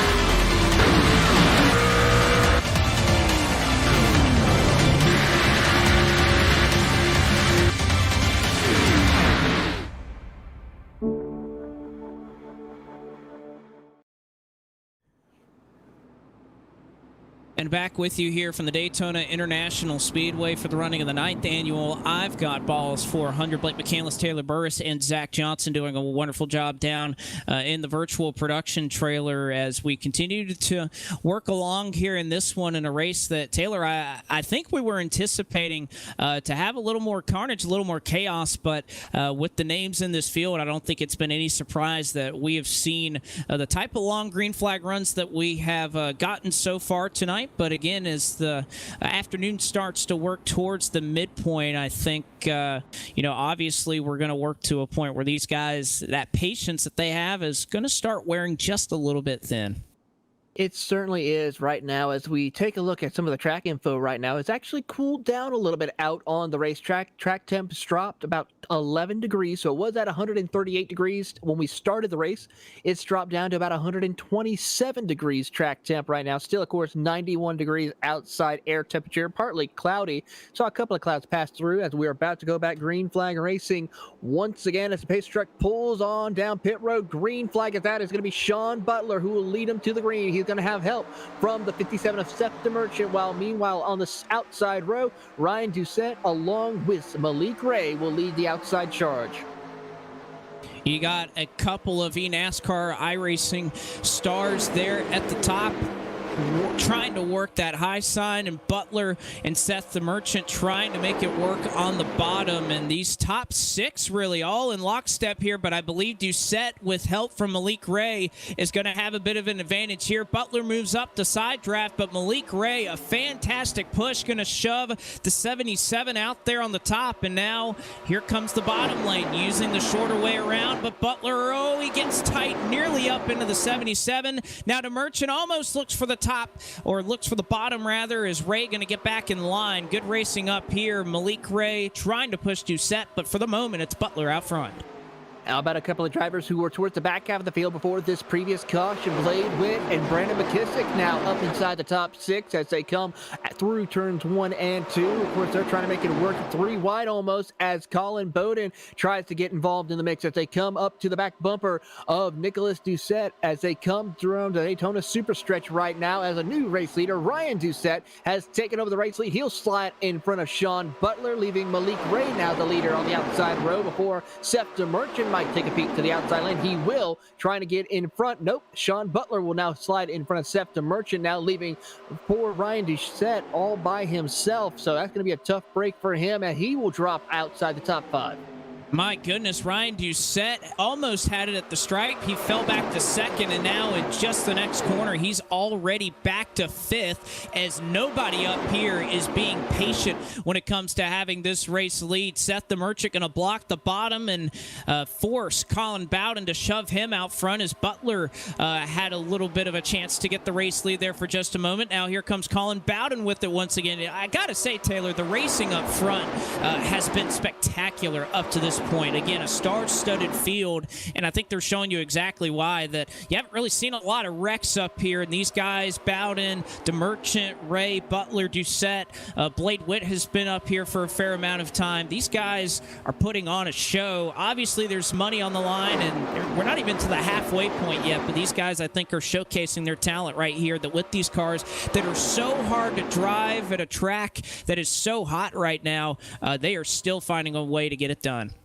They certainly are, and they're giving it everything they have. $1,000 purse on the line for the race winners here tonight as they come through turns 3 and 4. Seth DeMerchant holding on as best that he can to keep Colin Bowden and Sean Butler behind him as they are trying to run the inside and outside lanes down the front straightaway through the tri-oval. Bowden gets a good run, tries to take a peek to the inside of Seth DeMerchant. He will make it stick. He'll go side by side with DeMerchant as they enter turn 1, while Malik Ray tried to take his nose in the middle, but thought better of it, decided to slide back in behind Colin Bowden. I think DeMerchant, more than anybody, has really been trying to run, I guess, what you would call the qualifying line, and hoping that the driver either down low or up top would be willing to push, because I don't think anybody's cut it as close when trying to get those pushes as DeMerchant right now. And he and Bowden nearly door-to-door as they work it into 3 and 4. DeMerchant all the way up there to the safer barriers. Ray nearly gets pushed down there by DeMerchant. DeMerchant off of 3 and 4. He's going to have a bit of a run. Bowden goes high, and how about DeMerchant over with the crossover, looking for it in the tri-oval. Nearly a dead heat once again at the line. It's just Bowden by 7/1000ths of a second. But again, the cat and mouse game up front has been something to watch. And I think, Taylor, they're trying to learn something for when this actually matters for all the marbles at the end of this thing. They certainly are. It's a good time to try to learn different things in order to see what they can accomplish here when that white flag comes into play later on here tonight. As they go down the Daytona Superstretch right now and down into turns 3 and 4. Seth DeMerchant still leading this race. Malik Ray right behind him in second place. Colin Bowden and Ryan Doucette have now decided to work together as they go down the front straightaway through the trial. But Doucette now goes to the bottom of the racetrack, gets a block from Malik Ray as Seth DeMerchant now washes up the track. This will allow Malik Ray to go to the inside. Side-by-side battle for the race lead, 2x2x2, about 4 to 5 rows deep. You know, I hate when as announcers we only just look at the race lead, but I just don't know how we can take our eyes off of what we're seeing up here. As DeMerchant now trying to hang on to the race lead as Malik Ray gets a run to the inside. And again, like I hate when we just talk about up front as DeMerchant gets sideways and he's going to have to check up. That'll stack up the outside line. Malik Ray takes the lead. He looked to clear DeMerchant there for just a moment, but it looks like at the time now moves the 51 Rowdy Energy Chevrolet up to the race lead. He'll come up in front of DeMerchant, but that's exactly the case, Taylor. I don't think we can look away from the race lead because it seems like every lap it's changing. It certainly is. And looking through the field right now, everybody's kind of spaced out quite a bit of ways from each other, giving each other room, trying to see if they can make it to the end. Pretty much if you're not inside the top 12, that's pretty much the closest battle. From 1st to 12th was less than a second apart from each other, while the rest of the field is trying to just get to the end, at least get to the halfway point, which we should see here in about 4 laps from now as they work their way through turns 3 and 4. Couple of drivers who will be keeping an eye on, of course, Brandon Howe, who we talked about earlier and rode on board with. He sits in that 11th position, trying to break inside the top 10 once again. Can't quite do it just yet, but for the rest of the field, everyone's just trying to mind their P's and Q's. We go back up to the race lead. Ryan Doucette holding tight as Malik Ray just rim-riding the outside lane through turns 1. Doucette takes the top spot, and here comes Blade Witt with the run. He's got drafting help from Colin Bowden to the bottom as they looked 3 wide behind them for a moment. But when you talk about these drivers that are just kind of riding in a line, just trying to get to a point to get to the end of this thing, we mentioned earlier before our last run was obviously cut off by a caution flag that these drivers are running a smaller fuel tank, only 15.4 gallons in a tank that is supposed to hold 22, but obviously they reduced the fuel intake for this race in order to kind of cause more green flag pit stops should we run under the green flag. And, you know, Taylor, I think at that point we could really see a huge spread in this field when you talk about green flag pit stops, because these cars, and again, now I can get back to my talking point, and hopefully the yellow flag won't slow us. I'll knock on wood, but Landon Castle said it perfectly. These cars do not like to speed up and they don't like to slow down. They like to stay at whatever they are running. So getting onto pit road in this car perhaps going to be very difficult, especially for a lot of drivers that I'm sure are used to running kind of the regular stock cars. But stopping these machines on a flat surface is something else for a lot of these guys. Going from 200 plus miles an hour to about 55 miles an hour. That's going to be the name of the game if we get to have a green flag pit stop now, as we are just so close. Seth DeMerchant goes a little bit wide, gets loose through the corner, able to recover nicely as Colin Bowden now goes to the top side of the racetrack, and now we'll have another battle for the race lead. And back to where we last left off, we've got more battles up towards the front of the field as they go down the Daytona Superstretch into turns 3 and 4. But right now, Seth DeMerchant, as they work their way through turns 3 and 4. He has about a car length advantage on the outside lane as they come off of turn 4, leading down to the tri-oval. Cross flags are in the air. We have reached the halfway point. And what a halfway point it's been, and it looks like at the stripe this time it'll be Seth DeMerchant, but here comes Malik Ray. He's not going to be content to ride in line as Bowden. Oh, How did DeMerchant save that? He's sliding through the corner, and DeMerchant still finds a way to hang on, but they can't in the back of the field.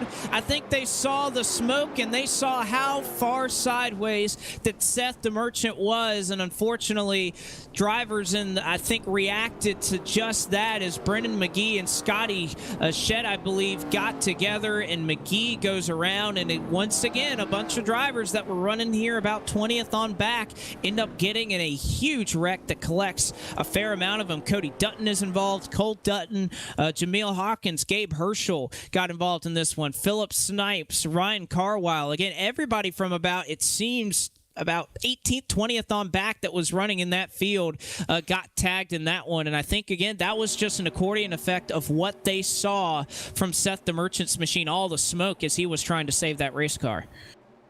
Certainly was the case, as one car ends up on their roof as well after that incident is said and done, but a tough break for some of these drivers. That's why it's best when you see an incident, still be alert of the situation, but try not to overthink it. Try to be calm, and I think some of these drivers got a little bit too overreactive when they saw what happened in front of them, even though it was a plausible reason to. It's still a difficult time where it's best to try and just remain calm and just follow through with the field to not try to get caught up in this incident, but a bunch of torn up race cars towards the back half of the field.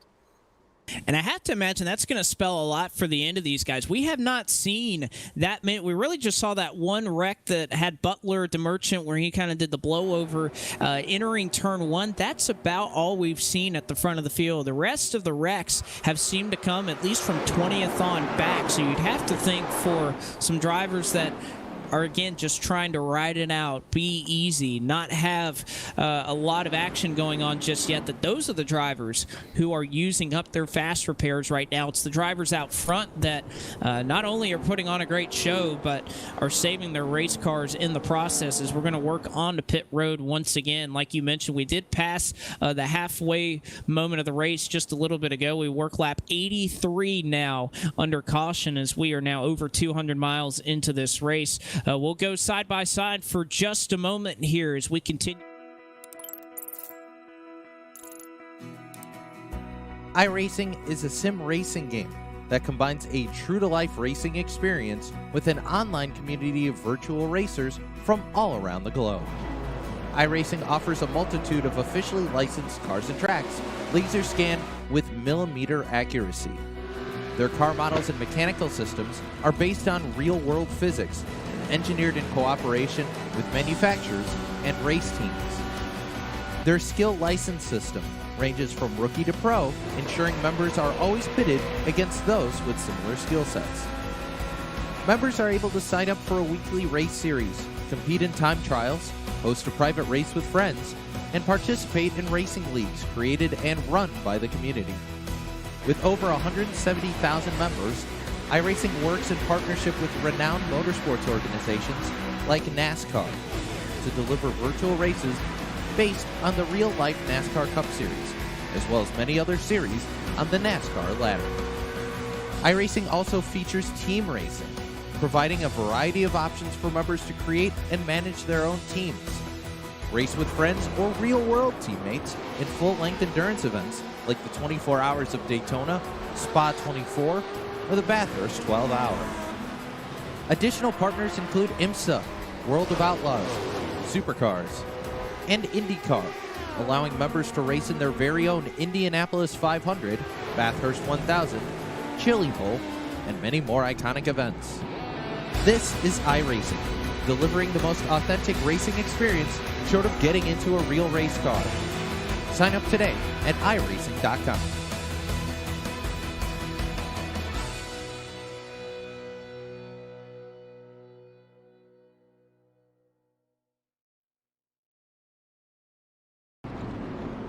And back with you here from Daytona International Speedway as we work one to go. We have just passed the halfway point. About 6 or 7 cautions have slowed this race. And Taylor, again, what an incredible job these drivers have done up front of giving us this incredible race where I can't even think as we approach the last 70 some odd laps of this race. I can't think of one guy that really stands out as a favorite just because You've really seen about 10 guys that have shown the capability to get out front and have a chance at winning this race.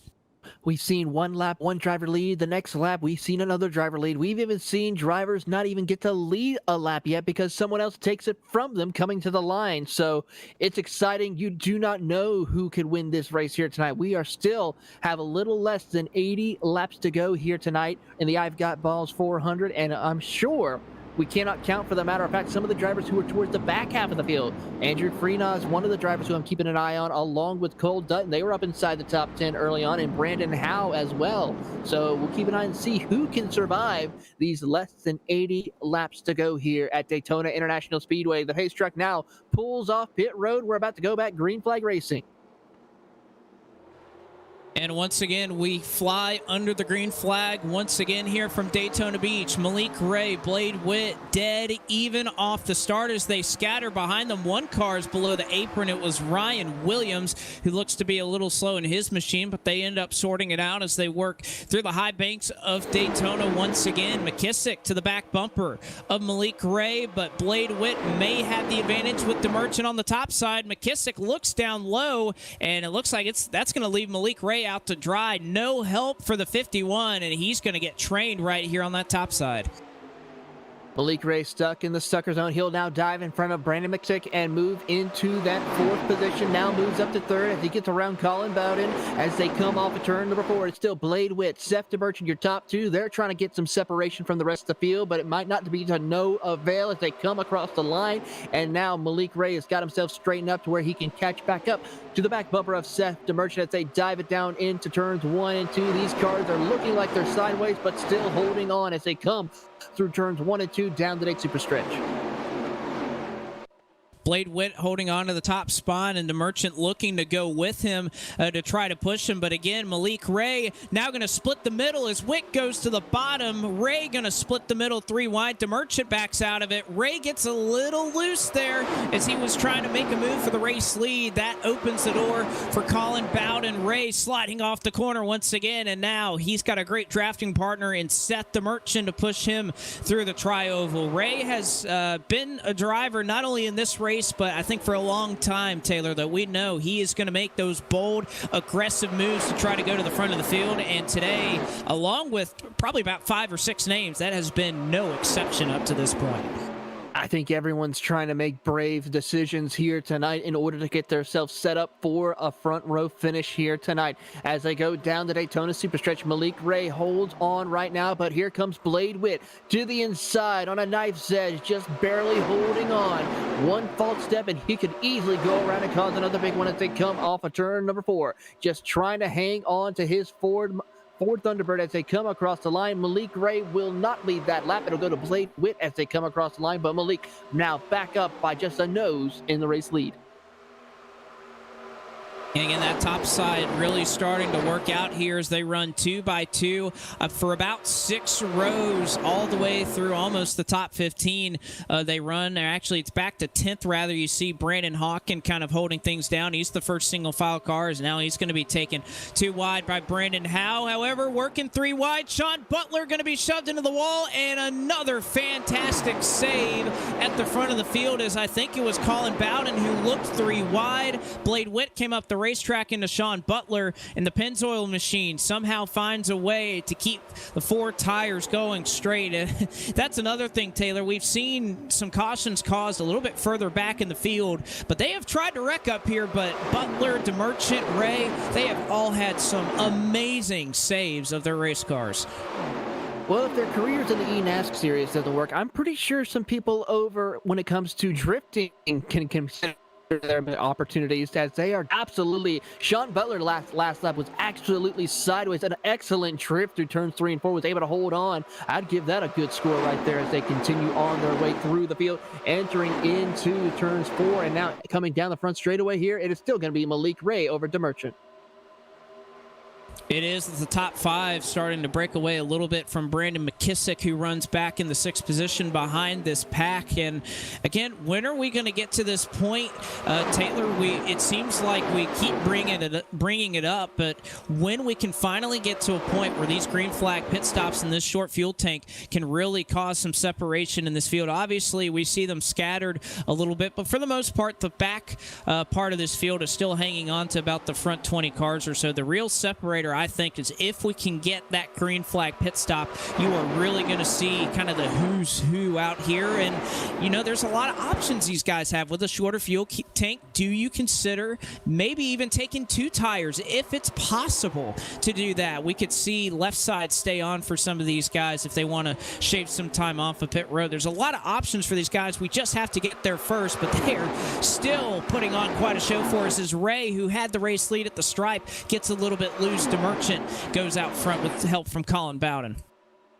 I don't know if we'll get a green flag pit stop here tonight, Blake, but they are still putting on a great show as they go down the Daytona Super Stretch right now. Seth Merchant holds on to the race lead, but here comes Colin Bowden to the inside through turns 3 and 4. Will he try to pull the slide job in front of Seth Merchant to take over the race lead? He's already got a car lane over to Merchant, and here comes Malik Ray with a head of steam as he gets a big push from the 3 of Nicholas Doucette as they come through the start-finish line. Malik Ray will lead that lap as they come across the line down the front straightaway into turns 1. Malik Ray once again back out in front of the field. Well, and I'll throw the question to you, Taylor. It seems like we've seen a fair amount of, it's Colin Bowden. Oh, and he's going to turn the 3, who is up and into the air. Colin Bowden goes around. Seth the Merchant goes along with him, and I think that was just a case. Bowden got a little tight there on the corner, got to the top, and when he came back across the track, it looked like DeMerchant was there, and unfortunately, especially for the Goodwrench machine of Nicholas Doucette, definitely is going to get the raw end of that stick as he goes several hundred feet, it seems like, up into the air. Sean Butler is involved. Brandon Howe got a good piece of that one. Seth the Merchant, who has already used at least one fast repair in this one, definitely going to have to be using another one. That wreck up front, we've talked about how these guys can survive, but unfortunately it didn't end up being the case right there. I hope Nick's okay. Hopefully he didn't have a VR headset on. That looked like one wild ride here at Daytona for him. I mean, that car practically went just straight up in the air and just started twirling like a top through the air before coming back down hard for that number 3 of Nicholas Doucette. I mean, a tough break for him. He's going to have to come down and get that fixed along with several other cars who were caught up in that. But like you brought out, Blake, looks like their luck has run out for them here in the front of the field. Yeah, it was very, very good. You know, Sean Pellig had a fantastic miss through that wreck. Obviously, kind of drives under the flying car of Nicholas Doucette, but even as they continued to wreck off the corner, was kind of forced to go left and then swing back right. But the driver of the College of Engineering school there at Michigan seemed to engineer his way through that wreck about perfectly as he was able to kind of miss the secondary wreck that was going on there by kind of dipping and dodging right there. So Sean Pellig, a nice effort right there to keep his car clean. Well, Blake, I have an idea. We're going to have to try this, see if that works. Maybe if we don't talk about the green flag pit stops, we won't have a caution come out. I think that's the trend of today's race. Every time we talk about a green flag pit stop, about a lap or 2 later, we do see a caution. Let's try that. Maybe, just maybe, we can get a green flag pit stop in before this checkered flag falls at 160 laps completed.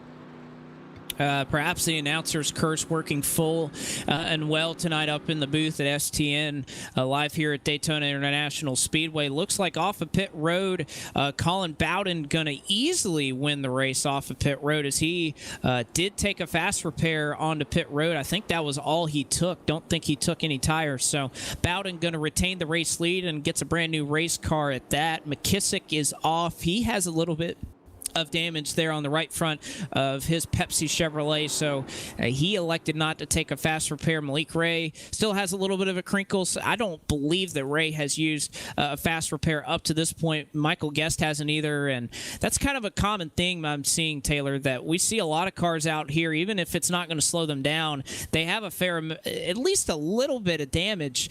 So it looks like those fast repairs, at least here at the front of the field, still being used, or at least being conserved to a good point, to where if there is a wreck here in the last 66 laps, 65 laps, when perhaps we take the green flag, they'll be good to go. They certainly could be good to go here if they're able to have another caution between now and then, but still a lot to ask for to see what could happen. A couple of cars I see right now are going to take a wave around to try to get back one of their laps if possible.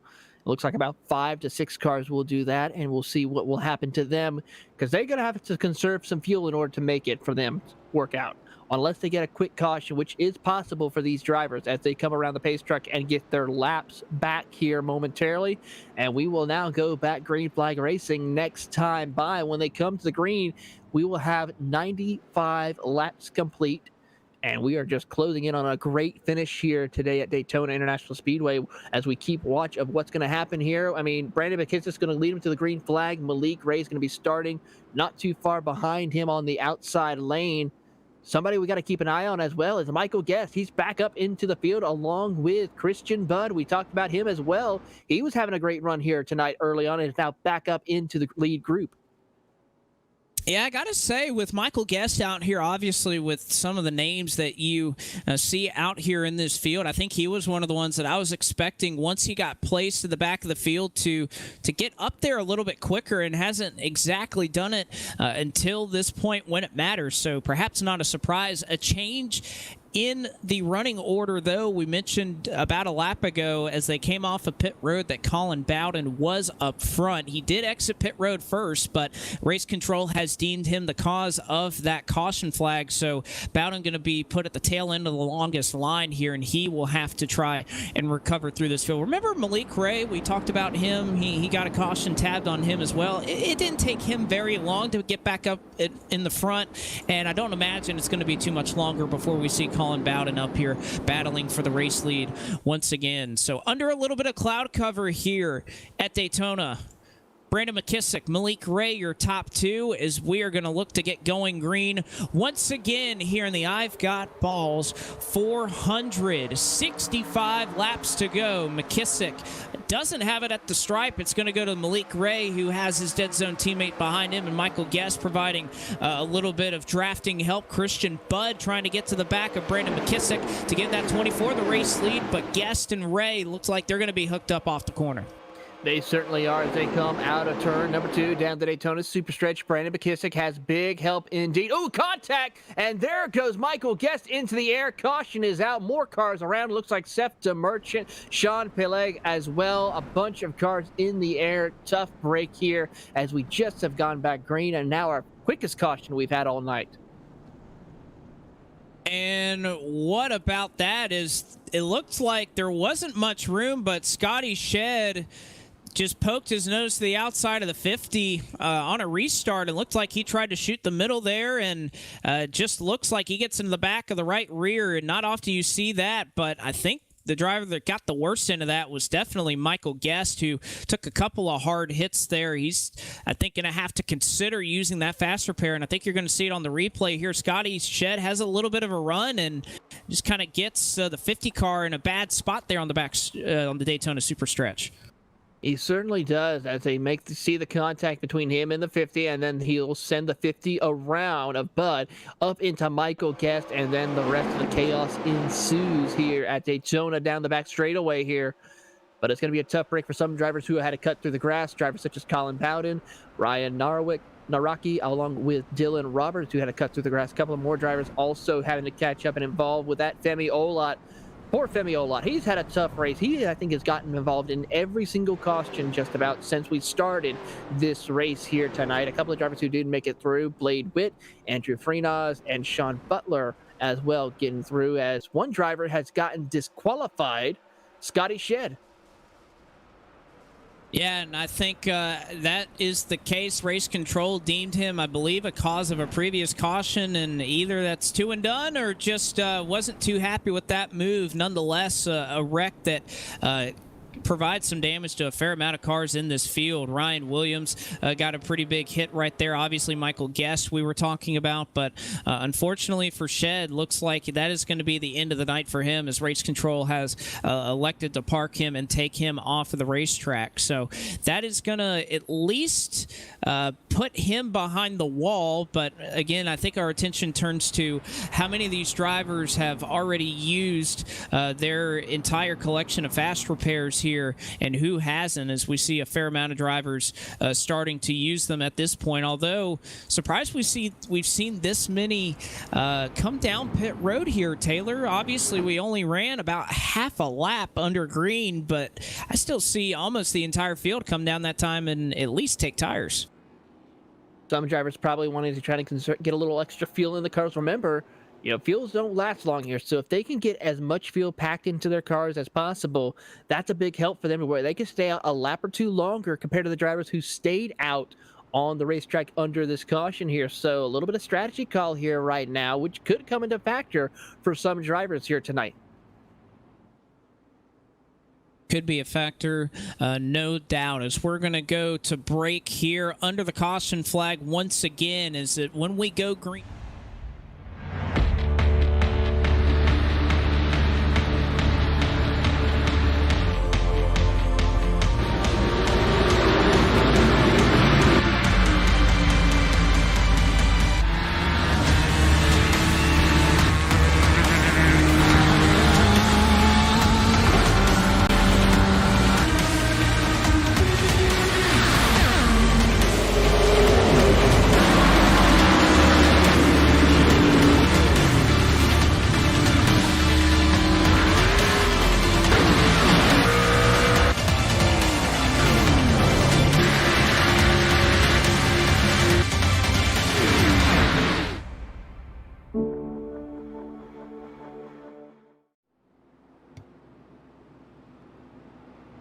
One to go here at Daytona as we get set to go back under the green flag after being slowed by the shortest run that we've had so far this evening. We got to the back straightaway on a restart that spun around a couple of drivers here at the front of the field. The one driver that did miss it, though, Malik Ray, he led on the last restart, and he'll have the opportunity to do so as well. Alex Kolinix was our pole sitter tonight. He has finally worked his mangled Iron Maiden machine up here to second place, so back in the picture once again. Brandon Hawken was a part of the fixture early on in the going tonight. He runs in third. Colin Bowden in fourth. Fifth goes to Brandon Howe. Sixth is Brandon McKissick. Andy Trupiano, haven't mentioned his name all too much tonight. He'll start in seventh with an opportunity. Blake Neer, he's also very capable of shaking things up here. He's in the eighth position. Sean Pellig runs in ninth, and Jeremy Davis. Thought we would see him up here a little earlier, but he completes your top 10. As far as drivers that have, or at least a lap down, 37th on back, so still a fair amount of contenders here working in a good spot to try and make their way forward. Michael Guest shuffled all the way back to 31st. Cody Dutton, both Duttons right now restarting directly behind him. So Malik Ray will have control of the field once again as we go green to start lap number 100 of 160 tonight. The Rowdy Energy Chevrolet will lead the way, and he is single file all by himself as they work it to 1 and 2. Working their way up through turns 1 and 2, trying to get up to full song right now. It's going to be tough to see what will happen right now as Malik Ray is working once again with Brandon Hawkins once again as they come out of turn number 2 down the Daytona Superstretch. No cars really working that outside groove just yet. Currently that lead is led by Colin Bowden and Blake Neer as they work their way down the Daytona Superstretch into turn 3. Blake Neer trying to get up there. Oh, gets a little bit slightly turned, but is able to gain control of his race car. That will leave Colin Bowden all by his lonesome up at the front of the field on that outside lane. No help to him whatsoever just yet. Rest of the field is going to end up single file on that inside groove for the top 5, pretty much all back. Well, I think Alex Kolnick's right there started in second. I don't think he anticipated how much damage he may have to that machine. He went from second all the way back to 12th in just a lap, and he has fallen through this field relatively quickly. So I don't think the 12 quite expected this slow of a restart to befall him. But nevertheless, up front, once again, battle for the race lead. Although it looks like for the moment, Colin Bowden content to ride in line and try to push Malik Ray out front. And this is something that I think is a possibility here, Taylor. If we can get these 5 or 6 drivers that are oh so talented to kind of decide to work together, they might just be able to not only get ahead of this field, but to be faster than it and continue to pull away. And I think you see right now that 2-car tandem, I don't want to call it that with these cars, but if 2 guys want to work together and kind of provide each other draft, I think you can see more of what we're seeing right now. Malik Ray and Colin Bowden starting to make a little bit of distance on the drivers behind them that run side by side. Organization is key for some of these drivers. If they want to try to get some separation or at least try to keep things calm to where we don't have another incident like we just saw, it's best to try to be single file, give a little bit of space to everybody, and that's what we could see, a little bit of separation from groups as they continue on their way. Right now, Malik and Colin Bowden have about a 5-car length advantage over Brandon Howe in that number 83. Brandon McKissick's trying to follow suit and do the same plan and work with Brandon Howe, but it's going to be difficult as the rest of the field is trying to work themselves, get themselves a little bit more organized right now. It's currently a little bit difficult with Hawkins on the outside of Colton Salick as they work out of turn number 2 down the Daytona Super Stretch, but still something to keep an eye on as we now see 2 groups of 2 cars starting to pull away from the field.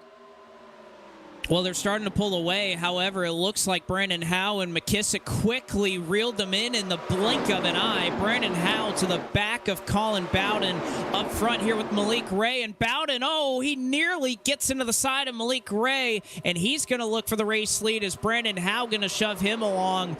Bowden, man, he got close to that rear quarter panel of Malik Ray. He works it to his advantage to take the race lead. Ray going to fall on back here on the outside line, and Howe and McKissick, what a charge that they had. We were just talking about Bowden and Ray working together and pulling away from the field. That went away very quickly.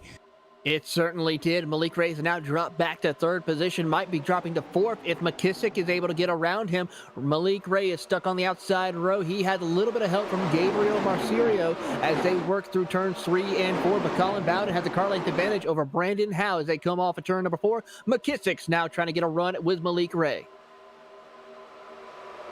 Trying to get a run here on Malik Ray, but none provided as Salick kind of indecision right there, either to push McKissick or push Ray. It looks like Ray going to be able to easily clear McKissick by about a car length there. He'll settle in 3rd, McKissick back to 4th. And now Colton Salick, who definitely had to use a fast repair earlier.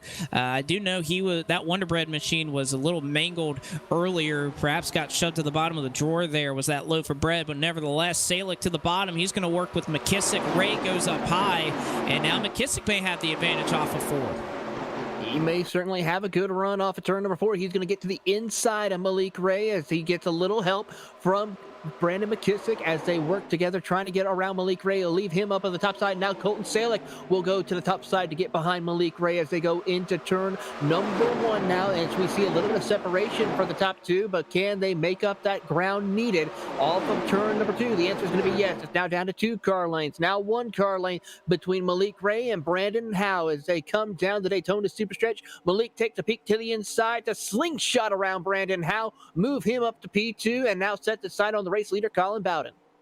And he made that look easy, and I think that just goes to show you what a formation can do, because Colton Salick was tucked to the back of Malik Ray there for a couple of seconds, and all that momentum built up very quickly for the 51, who got a heck of a run here at our race leaders. Will he look low on Colin Bowden? For the moment, the answer is no. Malik Ray going to get to the back of that 30, shove him into 1 and 2, and I think kind of pull along, perhaps do a little bit of a favor for Colton Salick, who was able to charge him up forward. But now here comes Salick to the bottom. Ray has to go high to block Brandon Howe, and now they have a huge charge at Colin Bowden as they work into 3 and 4. Salick looking down low. He's going to have a nose there on Ray, who has to chase it up to the middle of the racetrack, but Bowden follows up with him.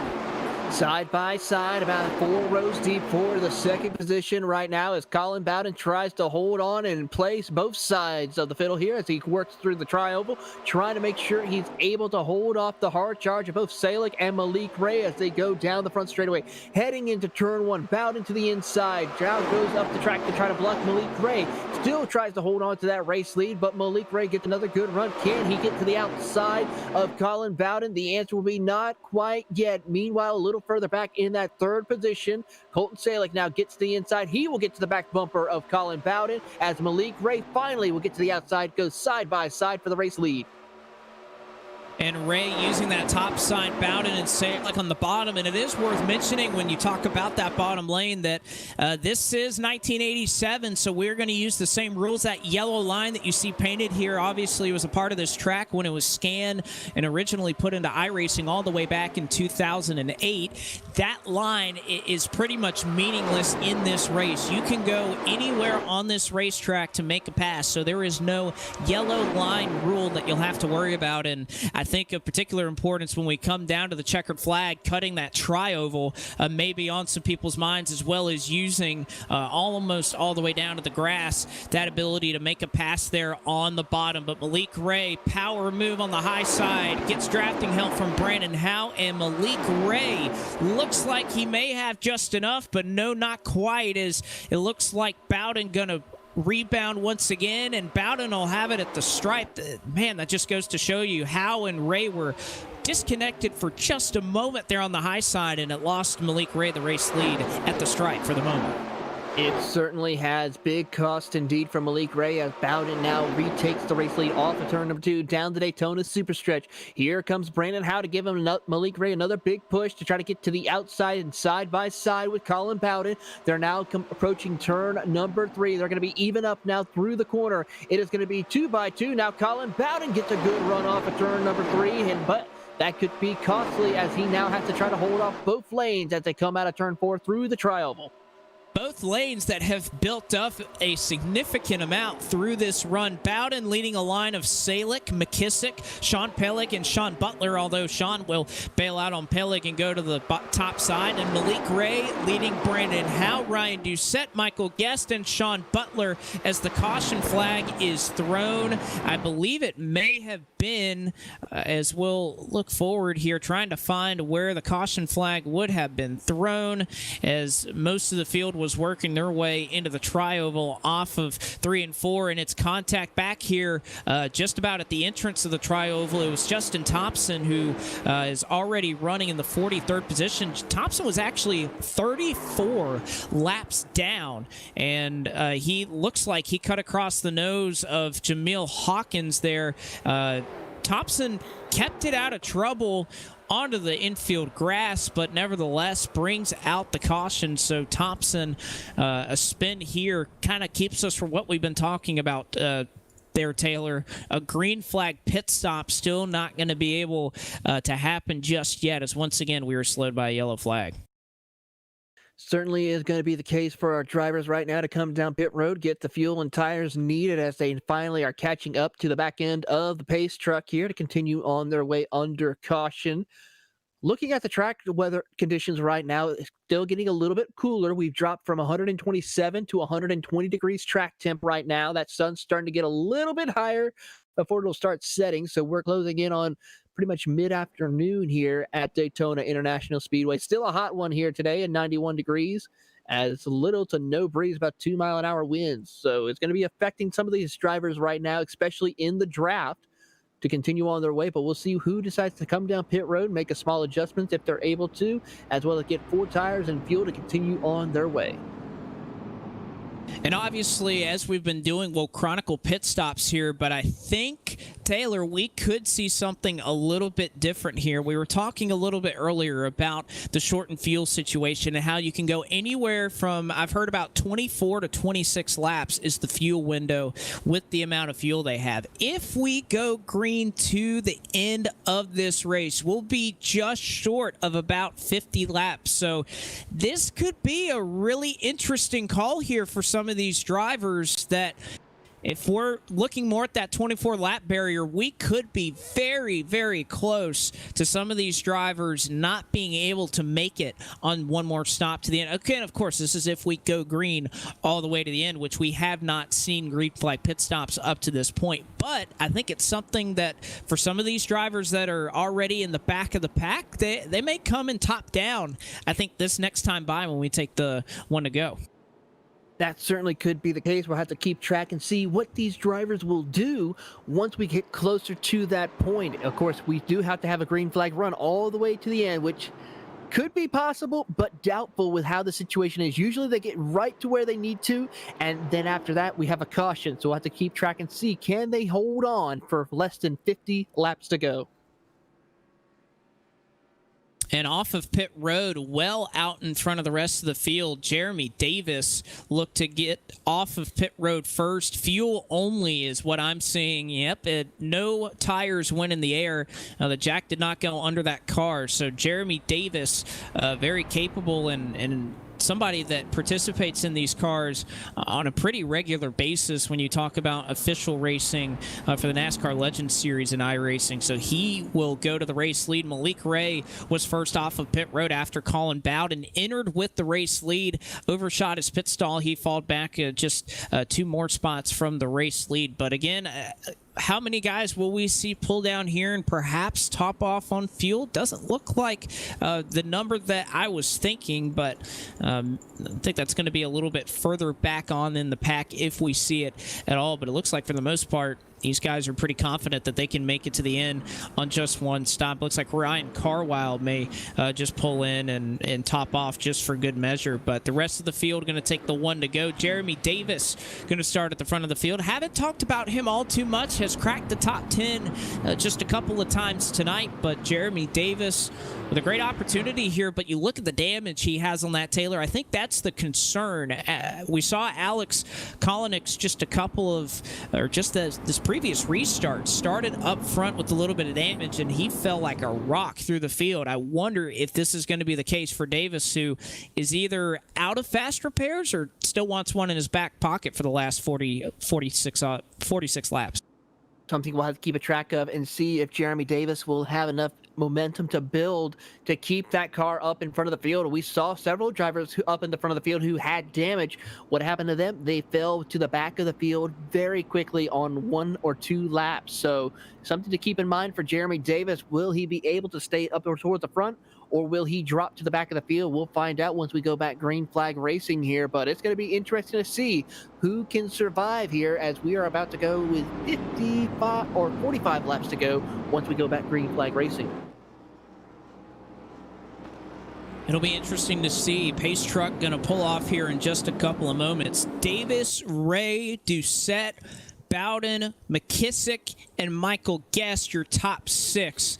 And I think they are going to tune us in for quite a show like we've seen for the majority of this race. There have been 50 lead changes in this race, which, you know, Taylor, I'm honestly surprised. I think it would be less than that, but you can see off the jump, Jeremy Davis's machine is definitely wounded, and he is going to clog up the middle. Blocking in Brandon Howe, Murcio. Obviously, Butler is stuck back there as well. He's going to completely clog up that high line, as it looks like he's got some engine damage in that 64 machine. Certainly does look that way for Jeremy Davis. Now a 3-car breakaway in the front of the field. Malik Ray, Colin Bowden, Michael Guest now starting to pull away, but here comes Ryan Doucette along with Brandon McKissick and Colton Salick. Now your top 6 have now come up to the front of the field and have started to pull away as Jeremy Davis continues to hold up the rest of the pack. As you see right now, Brandon Hawkins trying to push that 64 through the field, but cannot make it work. He'll go to the inside of the racetrack to get around the injured 64 of Jeremy Davis.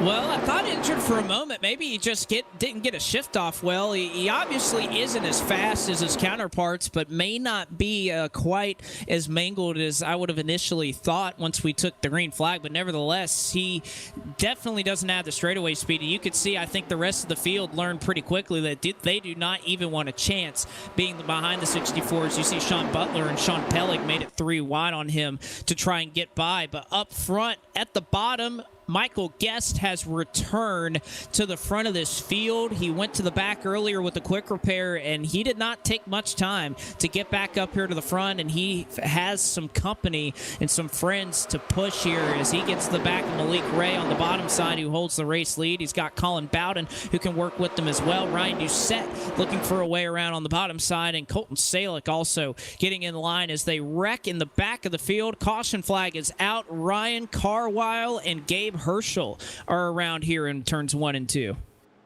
Tough break for these two drivers once again here today as they have an issue on coming. Pretty much looks like the 23 of Herschel has a bit of an issue.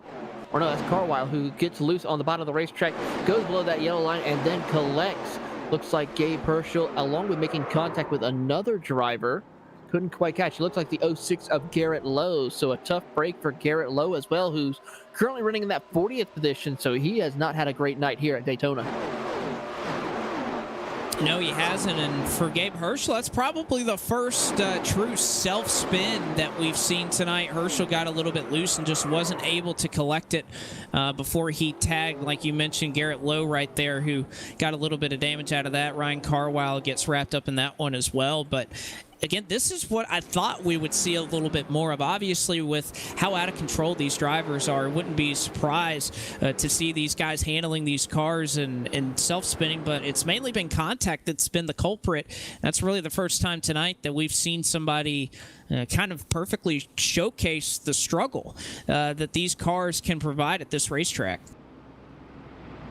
Now the question arises, who will come down pit road to get needed fuel to continue on their way, and who will stay out? Will it be track position or fuel mileage? That will be the question some of these drivers will have to determine is the best suit for them. As they come approaching pit road, let's see who will duck down pit road.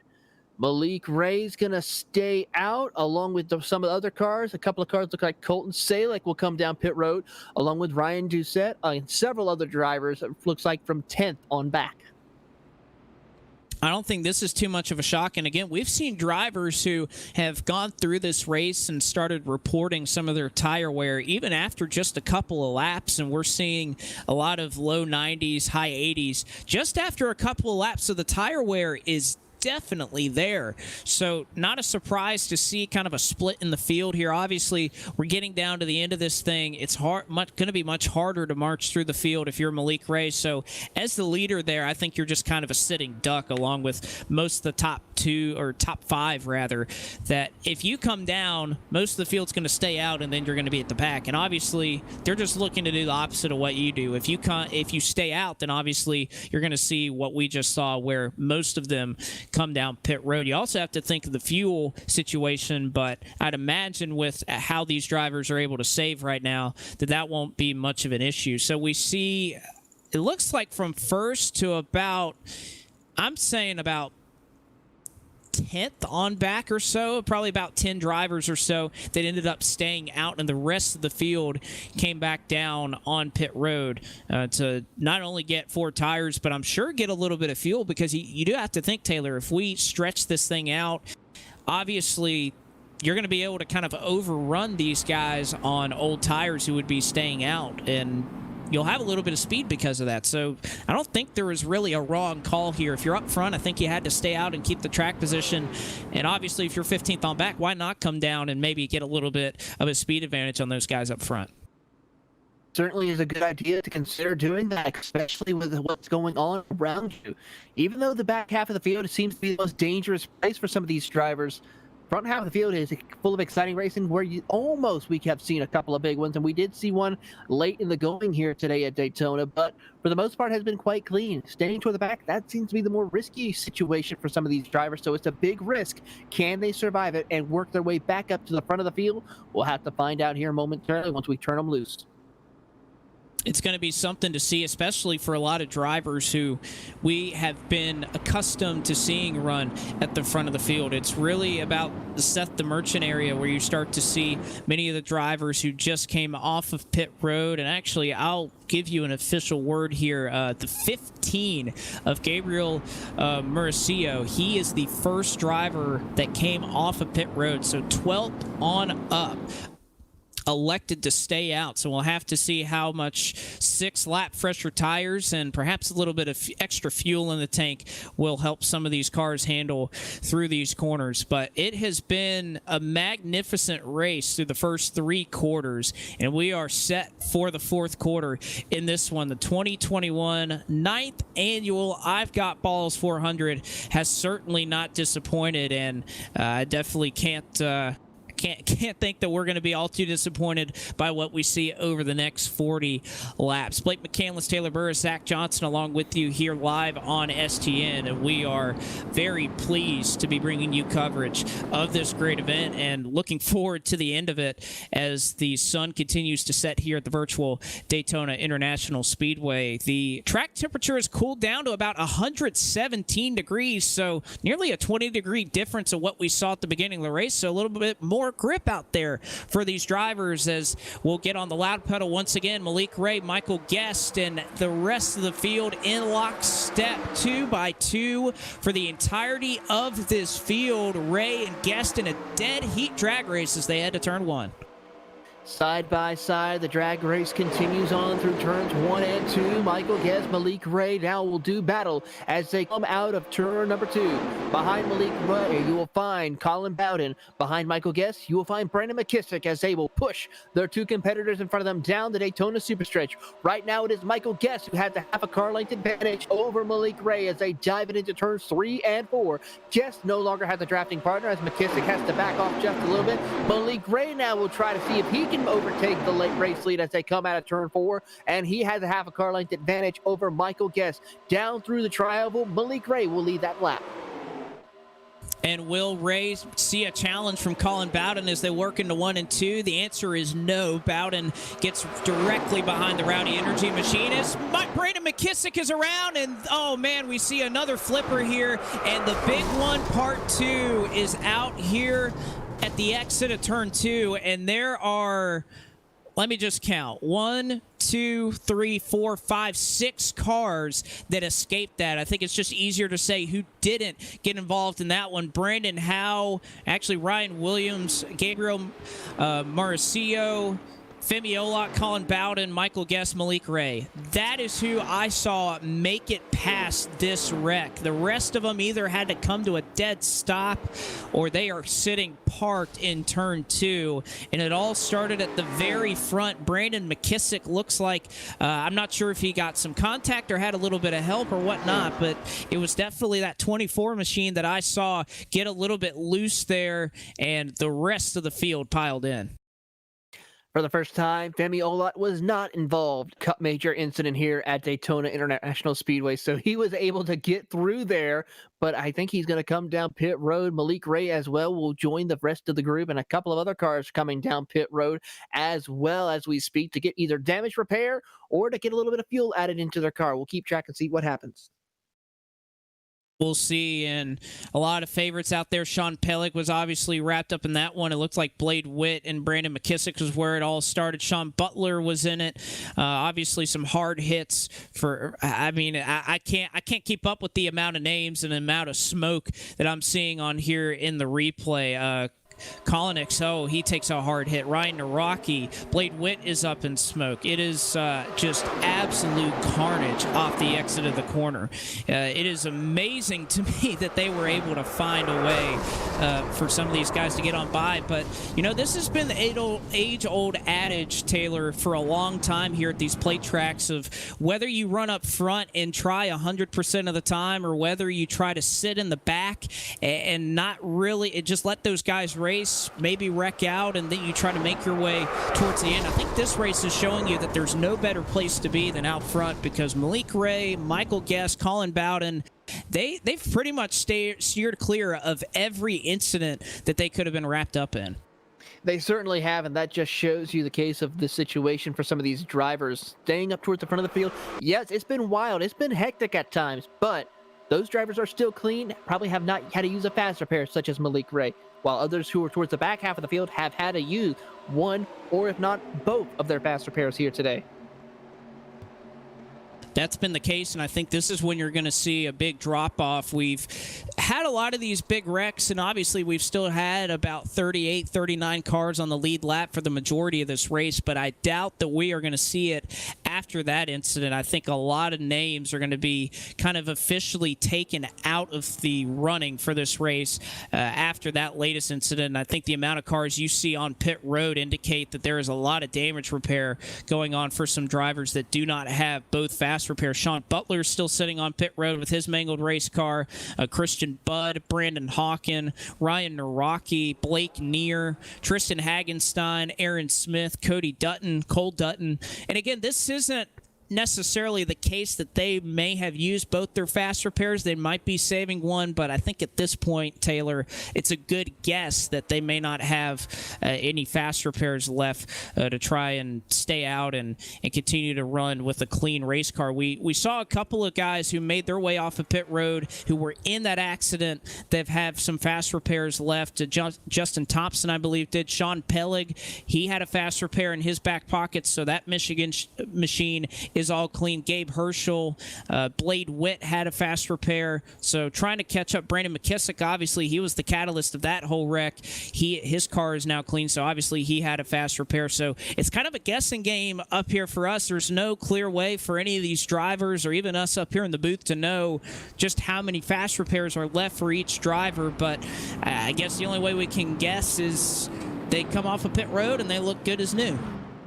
Pretty much, that's the only thing we can tell, whether or not if they use their fast repair or if they have any fast repairs left here at Daytona. We'll determine that as we now get ready to see who will survive this shootout that we are about to have. We're about 35 laps to go left here at Daytona, and still a lot is still at stake. A lot of drivers still in contention for a win. One driver who's back up inside the top 10, Seth DeMerchant. Remember, we haven't talked about him for quite some time. He's now running in 7th position as we're about to go back green flag racing. And a Merchant's been in 2 accidents. I'd be shocked if he had another fast repair to be able to use. But for the moment, it looks like that Ford Thunderbird is clean for now. So luckily for the Merchant, it looks like he has all the horsepower he needs to try and mount a charge here in the last 35 laps here or so. And that is exactly what we'll have when we take the green flag once again. 35 laps is all we'll have here. The 160 that have made up the I've Got Ballz 400. We'll see who's got them as Nick Doucette is staying out on old tires. He was the only driver that elected not to come down pit road this time by. Doucette going to lead him to green alongside Michael Guest, and Doucette rolling on in the Goodwrench Plus Chevrolet to get us going back under green. He gets some help from Malik Ray as Ray looking for a way around him, but Doucette going to protect the bottom as they head into one. Getting up to speed right now, Nicholas Doucette holding on to that inside lane. He's got Malik Ray behind him, while Michael Guest has Femi Olot behind him as they come out of turn number 2 down the Daytona Super Stretch, trying to get things worked up, ready to go once again. Here they come down into turn 3. Michael Guest with a big push from Femi Olot into turn 3, side by side for the race lead. Nicholas Doucette on the inside. Michael Guest to the outside as they come off of turn 4. Here comes Malik Ray. Malik Ray with a run, but how about Femi Olot, a name that we have not mentioned all too much, perhaps for the wrong reasons, but now he is up here running up into the top 5. Seth DeMerchant is on the charge. Michael Guest now shoved out of the race lead as Malik Ray going to give his partner in crime a nice bit of draft there on the top side through 1 and 2, and they are able to clear with relative ease Nick Doucette, and it's whether Ray wants to take that run and go low. It looks like he is. Will Femi Olot go with them? 51 looking to the inside and just not able to get down there, but Guest leaves the door open. Here they come down through turns 3 and 4. Malik Ray to the inside around Michael Guest. He has help from the 67 of Connor Horn. Where did he come from? We haven't talked about him all race yet. Here he is running in 3rd position on the inside of Femi Olot as they come across the line. He will slot into 3rd position in front of Colin Bowden as they work through turns 1 and 2. Once again, it is still Guest, Ray, your top 2.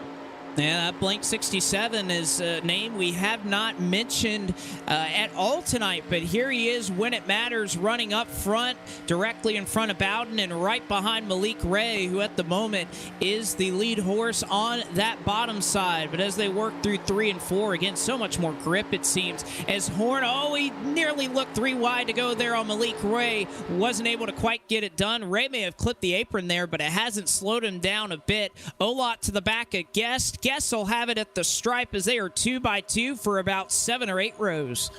Down heading the front straightaway into turn 1, Malik Ray. Michael Guest still your race leaders. Fabiola with a big push to Michael Guest as they go through turns 1 and 2. You have two cars with 2 wide, about 3 rows deep now as your top 6 are starting to pull away from the rest of the field. Jeremy Davis, we talked about him earlier. He didn't have any speed at the start of his restart when he was leading. He's now in the mix of anything, running in 7th position, while Ryan Doucette also gets involved in this incident or this race right here for the race lead, as we have 10 cars under a blanket here at Daytona.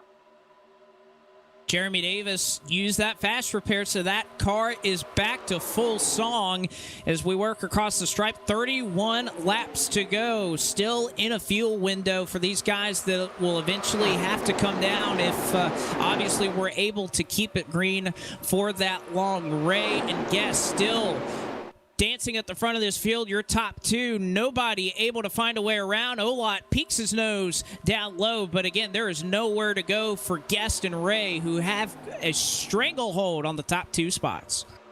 They are working together to keep the rest of them behind them as they come out of turn number 4. Down the triangle they are coming, and it's still going to be Malik Ray, Michael Guest, your race leaders. Femiola trying to give a push to Michael Guest to see if he can slingshot around and get to the inside, but to no avail. Michael Guest still holds on to the race lead. Connor Horn right now is behind Malik Ray, trying to give him a push to keep him in contention for this race battle here as they come through turns 1 and 2. Michael Guest thinks about going to the inside, but thinks better of it and stays to the outside to keep the rest of the field behind him. Well, and I think Guest is trying to play the game where he knows if he goes to the high side, Olot is not going to try to go high side 3 wide on him. That's just not the case. So Guest, I think, is playing it smart where if he stays high, he knows he'll have that draft down the straightaway. The only downside to it, he might lose the lead in the corners, but there you see their off corner exit. Olot able to get to the back of Guest, and it looked like Ray was about to pass him. Guest gets it at the stripe. So I think these guys are learning a little bit on where they want to be when we're coming down to the final laps and what line you want to be running on the final lap. Obviously, Olot may not be as content to push Guest along for the win, but I think Guest is showing that leading there from the top side, it's been effective. It certainly has been effective for him. Michael Guest really taking the time, watching and waiting for the opportune time to make the opportune move to get through the field. Right now, he's shifting away on the top side of the racetrack. As they come out of turn number 4, down the front straightaway, you will see a big push from Femiolot to Michael Guest, and Michael Guest will have about a half a car length lead as they cross the line to lead that time around, and he will still maintain the outside. Connor Horn can't seem to keep a big push on Malik Ray as they go through turns 1 and 2. I'm trying to watch the battle through the middle part of this field. We've seen so many names, many of them that you see at the front right now. Malik Ray, Michael Guest, that have made not just one, but a couple of marches through to the front of the field.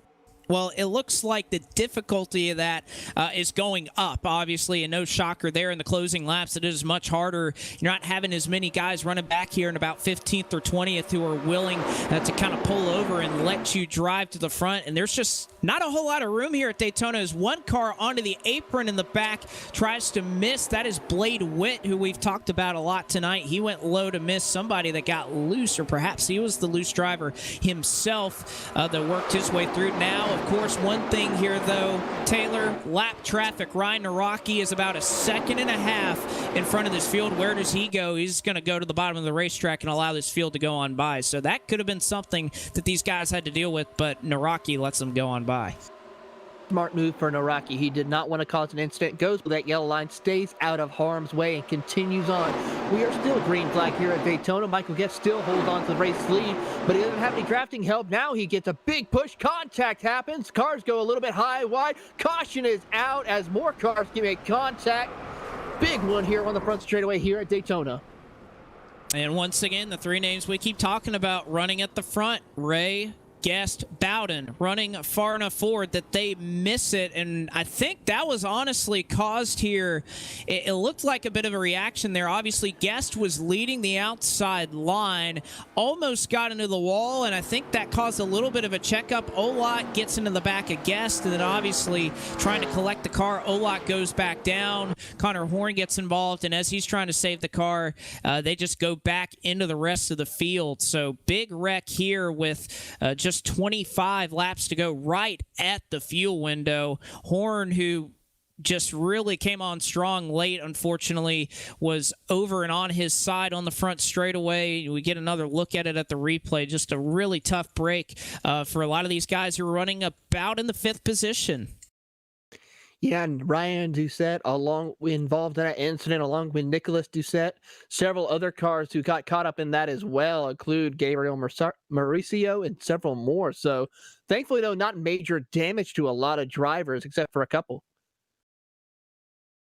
Hopefully not, and I'd imagine with the potential to perhaps make it on fuel to the end, I'd be shocked if we saw anybody who would stay out here and not at least come down to get fuel. We may not see tires from some of these competitors, though. I think maybe now you see somebody gamble a little bit on tires, maybe take 2. We'll see. As they come down pit road, we'll chronicle it for you right here. Michael Guest and Malik Ray looks like a clean entry into their pit box. One driver overshot Brandon Howe, who came across the line in 4th. Guest, right side's up in the air. Left side's go in the air as well, so Guest is going to be taking 4 tires. And I think a majority of the field not seeing a whole lot of 2-tire takers, although I see one up here. Tyler Head looks like he may have only put on 2 tires. He wins the race off of pit road, and that is exactly the call for the number 4 Chevrolet. 2 right side tires, and he's going to be the lone driver who tries this. I'm wondering if Colin Bowden and Femi Olot pitted for tires or not as well, because they're also Alpha Pit Road. I'm going to take a look right quick and see. Colin Bowden, I'm showing just fuel only for Colin Bowden, and I'm seeing the same thing for Femi Olot as well. Fuel only for the top 2. So an interesting situation for our top 2 have come down the road. Will they have enough tires to be able to make it on this restart? We saw how tires are not really the best, or pitting for no tires is definitely not the best call, but those 2, or at least for Bowden, have been the strongest cars all race long. It'll certainly be something to witness here. So we have our top 2 who are going to be on no sets of tires, so they're still on the same pair of tires that they came down and took at our last caution flag, which, looking at the data, lap 125. So they're going to be on about 10 lap older tires than everybody else. And, of course, you're going to have Tyler Head, who is going to restart in 3rd, who looks like he just took right sides only. So 4th on back, 4 tires for the rest of the field, as we'll try to bring you the restart order, try to figure out where your favorite driver is lined up here for what could be the final sprint to the finish here in the I've Got Ballz 400. Out front now, it is Femi Olot, who was just a part of that last accident. You can see a little bit of damage on the right front of his Budweiser Ford. Colin Bowden will start on the outside. He took fuel only this time trip down pit road. Tyler Head, 2-tire call for the driver of the 4, will restart in 3rd. 4th goes to Malik Ray. 5th is Michael Guest. 6th goes to Seth the Merchant. 7th is Nicholas Doucette. 8th is Blade Witt. 9th is Andrew Freenosh, and Brandon McKissick rounds out the top 10. Brandon Howe in 11th. 12th goes to Joshua Chin. 13th is Christian Budd. 14th, Tristan Hagenstein. 15th, Brendan McGee. 16th is Sean Pellig. 17th, Kyle Riley. 18th is Philip Snipes. 19th is Jameel Hawkins, and Gabe Herschel rounds out the top 20. Currently sitting in 21st is Ben McAdams with Aaron Smith in 22nd. Brandon Cruz is sitting 23rd, as the rest of the field currently is working their way up through the field. 24th has to be Ryan Williams, followed by the Colton Salek sits 25th. 25th, Ryan Williams, as those continue to come out of turn 4. We're getting ready to go back racing here tonight at Daytona and hopefully try and finish out I've Got Ballz 400 and see who will come out on top. We'll see who can get it done. Femi Olot in control of the field. We'll see how much 10-lap older tires will come into factor here at Daytona. Again, track temperature is cool as it's been all afternoon at just 113 degrees. It is 91 out in the air, and Olot a bit slow off the jump. And yes, that Budweiser Ford, it is damaged, and that is going to cause a huge stack up here on the bottom side as Olot just did not get a launch off of that restart. So Bowden going to have control of the lead. Ray on those 4 fresh tires going to look for the race lead here as they work down the Daytona Superstretch. Here they come down the Daytona Superstretch. They are trying to make it work. Bowden to the inside. Malik Ray running up on the top side. He has help from Seth DeMerchant, while Femi Olot is trying to keep pace with Colin Bowden as they come through turns 3 and 4. Blade Witt now back into the mix of this battle as they come out of turn 4. Down the front straightaway, lap traffic in front of our race leaders not too far up the road. This could be a factor for them as they come across the start-finish line. Tyler Head with the 2 tires still running strong inside the top 6. Yeah, that is Connor Horn, who looks like he may have either taken a tow or... Yeah, that's exactly right. He took a tow, so he's going to be a little slow. He does have a fast repair, so his car is fast, but obviously this snarling pack that is headed at about 220 miles an hour into turn 3, maybe coming at him very quickly as Ray makes a move to the bottom to block Colin Bowden, but Bowden once again mounting a charge. Ray goes to the top side. He'll have drafting help from Seth DeMerchant as they work off the corner, and Bowden sliding a little bit. Perhaps those tires starting to catch up for the 30 as Ray will cross over to the bottom side. How about Joshua Chen right now? He's worked his way inside the top 10 for the first time here tonight. He's running on the outside lane behind Blade Witt, trying to keep pace with Femi Olot as they work their way through turns 1 and 2. Looking on board with some of these cars, I'm watching the cars just absolutely bouncing through those corners. It's like a little bit of a roller coaster in the middle of those corners for these drivers as they hang on for dear life down the Daytona Superstretch, hitting speeds of 215 miles an hour as they go through turns 3 and 4.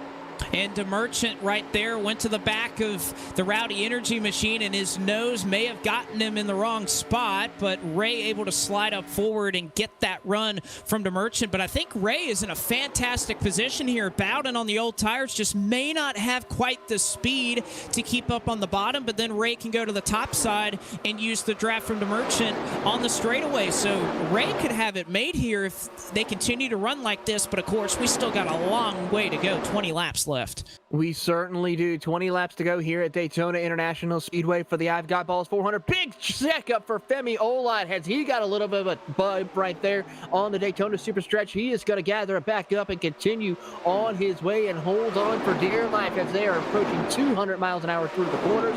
As they come off of turn number 4 down the front straightaway, he still holds on to that 5th spot, but a big save for the number 5 of Femi Olot.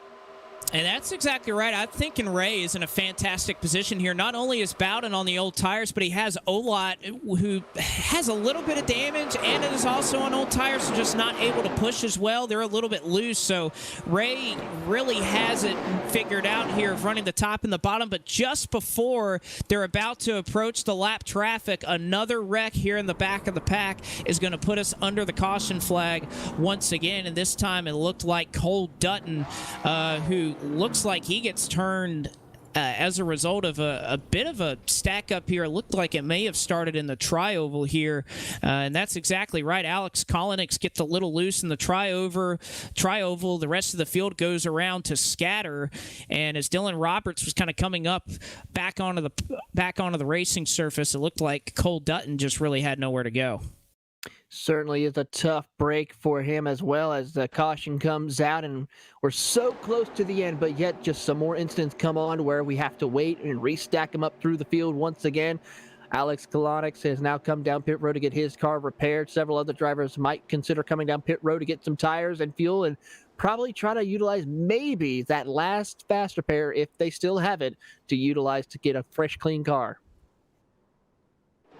This is going to be where the race is won or lost, I believe. Whether to come down here and get 4 tires or keep the track position and stay out front. If I'm Malik Ray and I'm sitting in his position right now, I just can't justify coming down and pitting. I don't think I'm not sure if I'm going to drag enough people along with me and have a chance to get back to the front without an accident happening. It's going to be a tough decision here for Malik Ray, and I think if I were him, I would stay out, but we'll see what the verdict is as these guys work off the corner. Bowden giving him plenty of space so that he really has to commit one way or the other before the 30 and the rest of the drivers make their decision.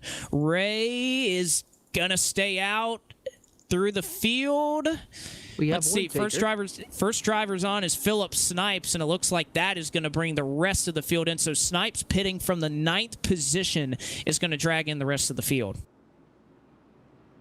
Great group of guys coming down pit road. Sean Peleg, Nicholas Doucette, along with several more drivers. Colton Salek coming down. Brandon Howe is in. Sean Butler and many more coming down pit road to get needed fuel, tires, and services to their cars. Ryan Doucette is also on pit road to get things underway for him and possibly use his fast repair here for the final time. We'll see if they use it, and off of pit road, that's going to be a fair amount of drivers who end up coming down pit road and getting those tires. So I think it's going to be a lot of what we saw earlier about the top 10 staying out on old tires and the rest of the field coming down and getting tires to hopefully mount a charge late in the going, again, assuming that we can stay green to the end. So once again, for the final time tonight, we will go side by side. And when we come back, the conclusion to the 2021 I've Got Ballz 400. We'll be back in a moment.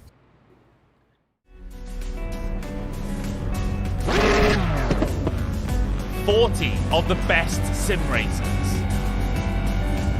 $200,000 on the line. Who will rise to the challenge?"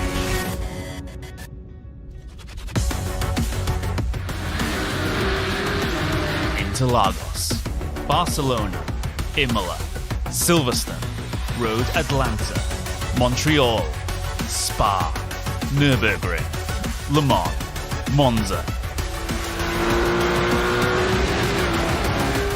This is racing for immortality. This is esports personified. This is the Porsche Tag Heuer Esports Super Cup.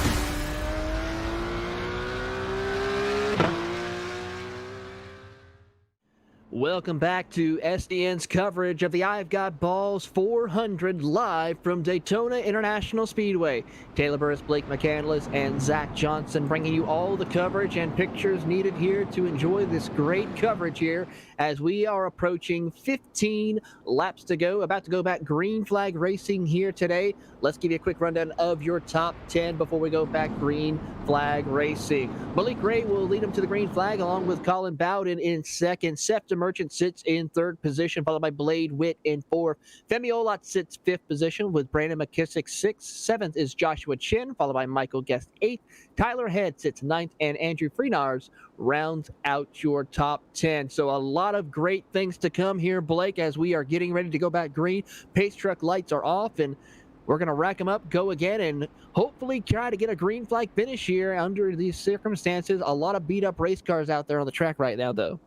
There certainly are, but we will see if it is enough for these guys to try and make it to the end. Again, that's been the question, and of course, with these cars, you have to imagine green-white checkers probably aren't a thing, and so we could have a caution in the last 2 or 3 laps, and that may be enough to end the race. So you have to think, if we're staying true to the times, that will be the case. We'll see. Is Bowden going to have just a nose on Malik Ray here, as Ray will lead us back to the stripe under green? We'll see Ray out front and believe maybe hearing that there may be some green-white checkers if we so need them, but we'll get to that in a moment. For right now, Ray able to clear into first. Bowden able to, all important, get back there in second in front of Seth the Merchant, who runs in third. Femi Olot slots into the fourth position right now. It looks like 3 or 4 cars are going to run the inside lane while you see Colin Bowden go to the top side. He has no help yet. Here comes Blade Witt in his 07 Ford Thunderbird. He's going to try to get to the back bumper of Colin Bowden to give him a bit of a push through the corners of turns 3 and 4. They're going to try to keep it on the straight and narrow as Malik Ray and Seth Merchant lead the bottom side of the racetrack as they come off of turn 4. Down the front straightaway through the tri-oval. Who's going to lead the lap? It's going to go to Malik Ray this time around as they come across the line and continue on their way to turn 1.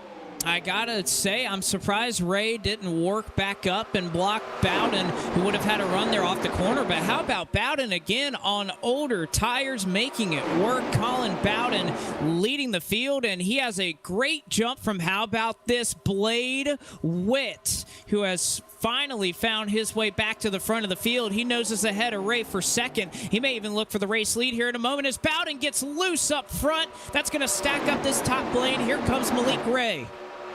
Malik Ray almost makes slight contact with Bowden as they go down the front straightaway here as they come into the tri-oval.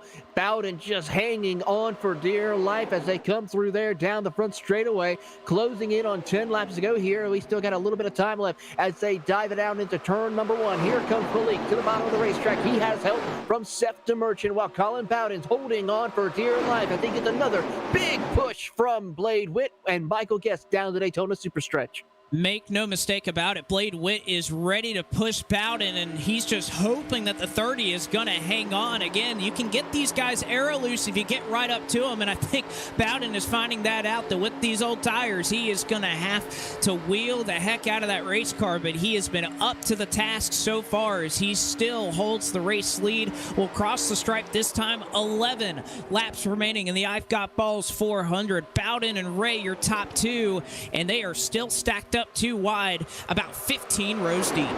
Here they go through turns 1 and 2. We see Seth Merchant taking a peek to the outside. He might try to go through the middle.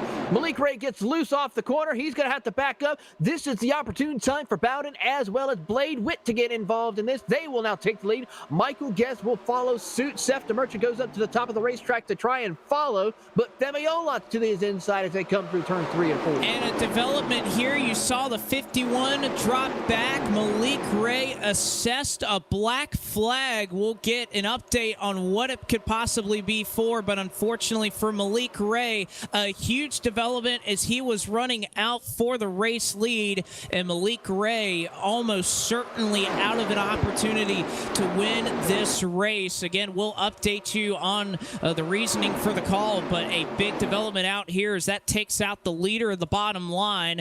Colin Bowden still leads up here with the top, and he has Michael Guest to push him. Here they go down into turns 3 and 4. Bowden and Michael Guest will lead the way, but here comes Blade Witt as the caution is out. Caution is out. Big spin here in the middle of 3 and 4, and we'll get a couple of names tied to that accident. It looks like perhaps the 22 machine of Dylan Roberts involved in it, and actually that's Cody Dutton, and this is going to be a huge wreck right here. As again, we mentioned a little bit earlier, there is no rule about the yellow line, and how about Brandon Howe? Looks like he gets into the back of Cody Dutton as he was using the apron, which again is legal here, unfortunately, but looks like Howe turns Dutton around, and that's going to be another one on the blowover count. Certainly is, as we are still waiting. There's a big break, though, for Malik Ray because that caution comes out right when he had to serve that penalty, so he won't go a lap down by the looks of it, if he's able to get down pit road quick enough. So we'll have to keep track and see what will happen here. But a big incident here at caution, a big break possibly for Malik Ray.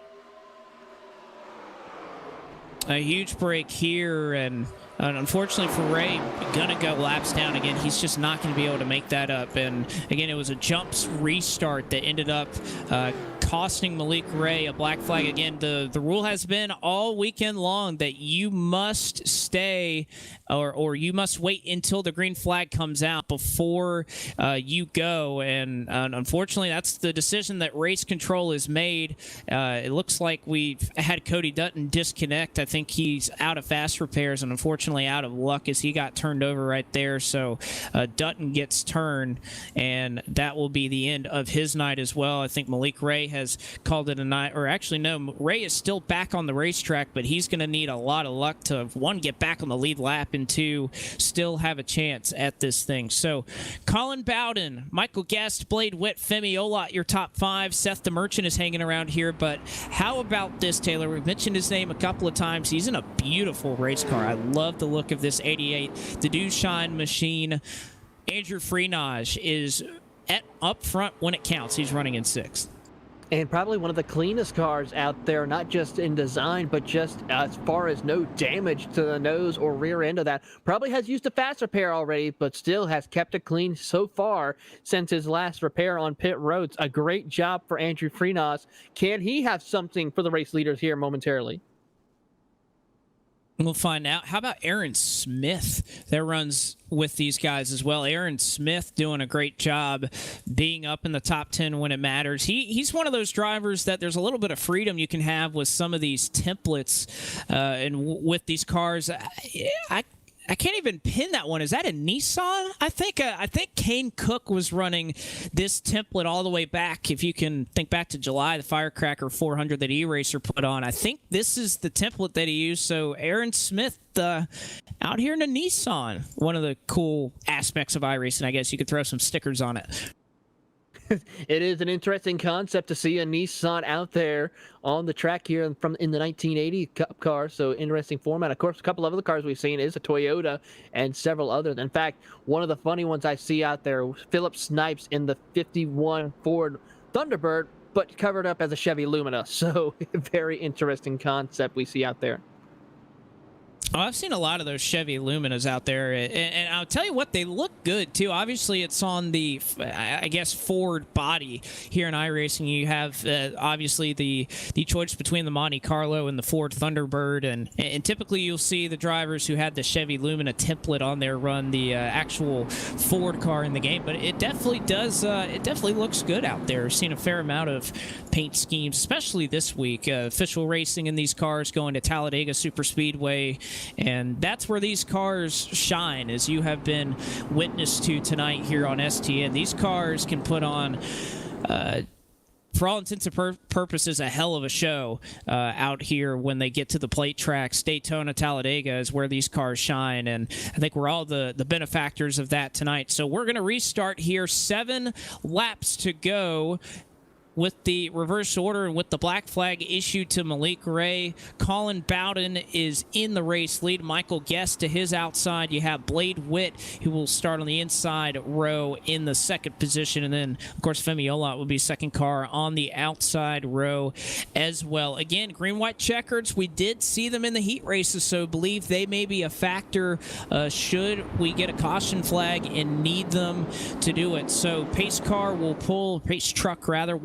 pull onto pit road here as we work just past 5 p.m. in sim time. These drivers looking to join the likes of Chris Overland, Blake Reynolds, Logan Clampett, just to name a couple of personalities as winners of the I've Got Ballz 400. We'll see who's up to the task right now. Colin Bowden, Michael Guest, rather, on the top will scurry away.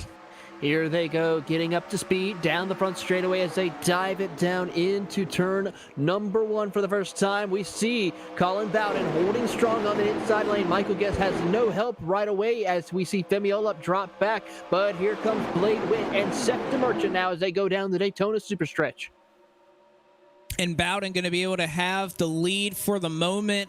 Blade Witt going to be tucked up to the back of him, and I bet Bowden, who, again, we have to point out, once again, that yellow line, you can go beneath it to make a pass, so we saw that end up kind of costing the 80 his night. The last caution was put on him because you can go down there on the apron. You have to allow the guy to get back up, so we'll see when that move is going to be made as Bowden has it at the stripe. Guest not too formed up there with Olot as they work it into 1 and 2. Blade Witt all over the back of that 30 car. Here they go through turns 1 and 2. Cars bouncing through the corner as the caution is out once again. And spinner in the back, once again, it is Gabe Herschel, who looks like he just got into the corner a little hot.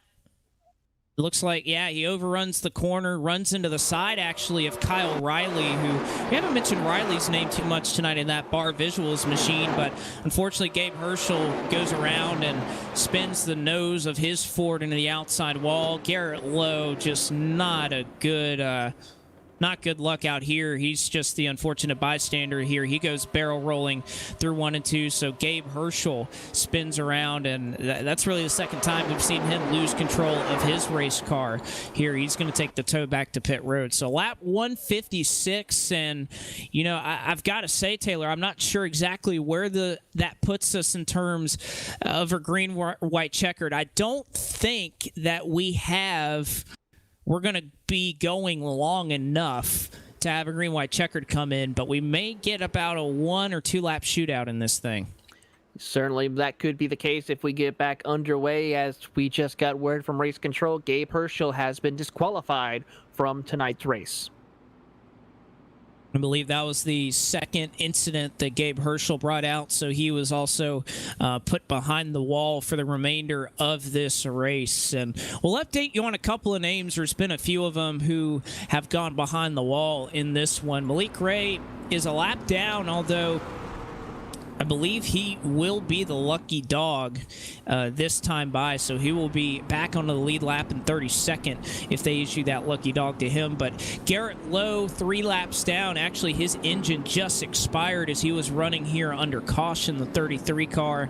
I just saw the smoke and heard the explosion out of that machine, so unless he has a fast repair on the docket, he is done for the night. Cody Dutton left a little bit ago after being part of that latest, or second to latest accident, I guess is the proper way to term it. He's going to finish in 34th. Ryan Williams, 13 laps down, is in 35th. 36 is Alex Kolonix, who looked so promising as he started at the front of the field, but unfortunately for him, he's going to be scored 14 laps down in 36th. 37th goes to Cole Dutton. 38th, Blake Neer. 39th, Sean Butler. 40th is Brandon Hawken. 41st to Justin Thompson, who was originally 34 laps down. He still is, but he's made up 2 spots.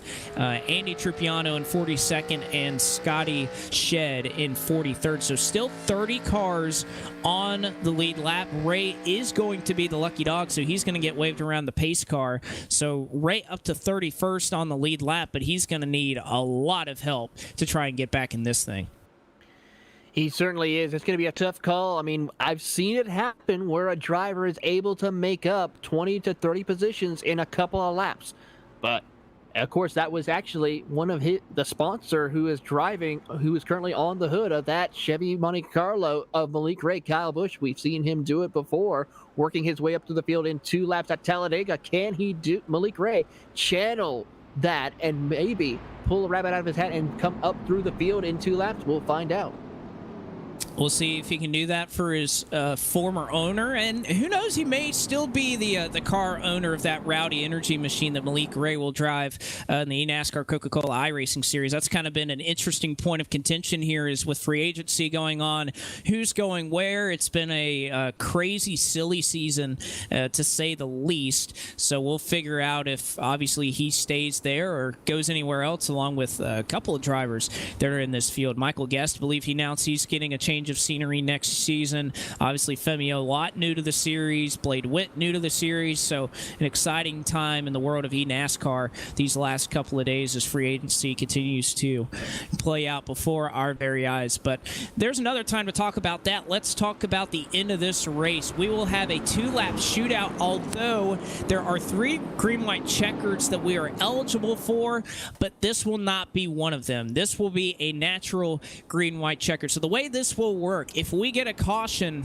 on this restart, so on lap 159, we will then start to move into our first of 3 green-white checkered attempts. If we get back to the white flag before the caution flag is displayed, we will race it back to the checkered, and that will be the end of the race. So there will be no caution flag thrown if we get back to the white flag. So either we take a green, white checkered, or we're going to race this thing through to the end. I'm sure Colin Bowden, Michael Guest, and the rest of the gang up front here would like to see that, as a hungry pack of cars waits behind them. Who's going to make a move? Who's going to go 3 wide? Will we see Bowden and Guest block them all until the checkered flag? We've been waiting several hours to find out the answer. After 400 miles, who is going to be the winner of the I've Got Ballz 400? We'll find out. Pace truck going to pull onto pit road. Bowden, Guest, Blade Witt, and Femi Olot, your top 4. We have to wait for the display of the green flag. And there we go. Colin Bowden, Michael Guest, side by side as they'll work it in the tri-oval. Again, 2 laps to go. Here they go, getting up to speed right now. It's going to be Bowden and Guest leading them through into turn number 1 right now, as Blade Witt hard on the back bumper of Colin Bowden to keep that car glued to him as they come out of turn number 2. Seth DeMerchant watching on as they try to get out of turn 2. Down the Daytona Superstretch. Have to keep an eye on Andrew Frinas and Aaron Smith as they go down the Daytona Superstretch. And Bowden going just a nose below the yellow line to try and protect it from Blade Witt. And here comes Michael Guest with a bit of a run on the high side. They are dead even, and maybe Guest off the corner. Blade Witt going to move up. Blade Witt is around, and that is going to bring out the caution flag. Blade Witt spins and takes a couple with them before we get back to the stripe, and that is going to be a green, white checkered, so we'll rack them up and do it once again. Blade Witt is caught up in that. Seth DeMerchant, Jeremy Davis, Tyler Head, Colton Salick. I believe Kevin McAdams gets a part of it as well. Most of the field, Philip Snites gets a little bit of damage as well, as we'll have to rack them up and try it once again. Well, here we go. They were so close to getting the white flag to where they would have just had to race their way back to the checker, but unfortunately, it's not going to happen for Michael Guest, Colin Bowden. They're going to have to do it again. And we'll get another look at it here, and you see Witt, I guess, is the culprit of that. He gets a little loose there and obviously tags a couple of drivers in that, as he may have even got some help. We'll have to see. Obviously, Seth DeMerchant, you're not just going to have a whole lot of lift here, and that may have been the case. Maybe a little bit of contact there between Seth DeMerchant and Blade Witt, but nevertheless, Guest marvelously saves it and keeps his opportunity to win this race alive. But unfortunately for DeMerchant, he has just not had a good go of it. He saves it, but gets a fair amount of damage in the process. And how about, I'm looking back to our buddy Malik Ray. He's able to get through this safely, but obviously probably needed a couple more guys to hit the wall a little bit harder for him to really have a chance to march any further forward. He's still able to gain some spots after this incident, but still he had the clean car. He's able to now work his way up through the field. Currently sitting in 26, may have to move up a little bit further once we go back green. Now drop to 27th before we get back green flag position. So still has a lot of bit of work to do here before we go back green flag racing, but it's still plausible for him if he can get another accident to happen before we take the white flag.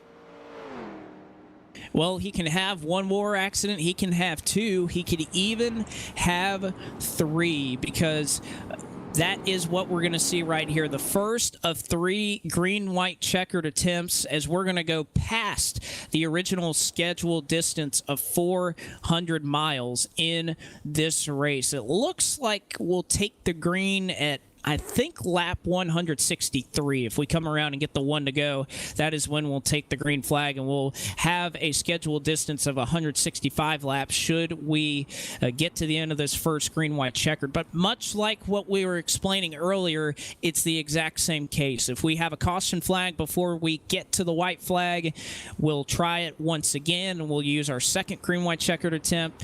If we make it to the white flag, no matter what, we'll see this thing through to the end. So as we approach about 3 hours here in this race, it is still mostly the same up front. Colin Bowden has been up front all race long. Michael Guest had to make a march through the field.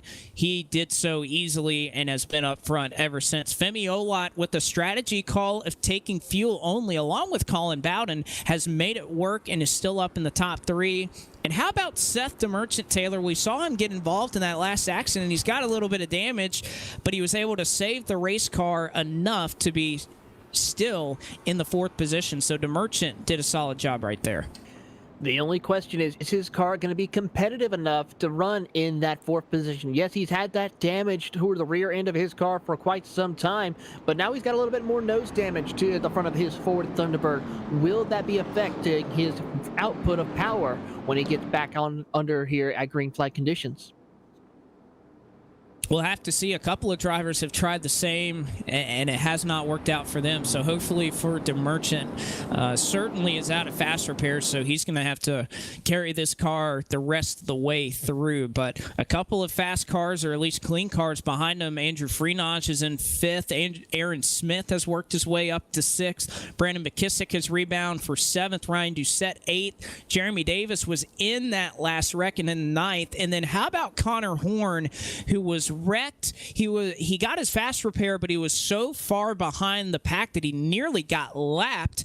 Just a couple of cautions to go, and right now Connor Horn sits in 10th. A miraculous comeback for Horn to be in this position to have an opportunity to win this race. And the other thing we have to mention with these green-white checkers, do these guys have enough fuel based off the last time that they pit to make it to the end? Because that is going to be very interesting to see if we can go all the way. So, time for the fun, boys. Time to see on green-white checkered attempt 1 if we can get this thing in. Colin Bowden and Michael Guest, once again, your top 2 as the green flag flies, and we are racing here from Daytona. 2 more laps to go. Let's see if we can get it back. Bowden, your leader, but Guest, not a lot of help out there as DeMerchant is slow.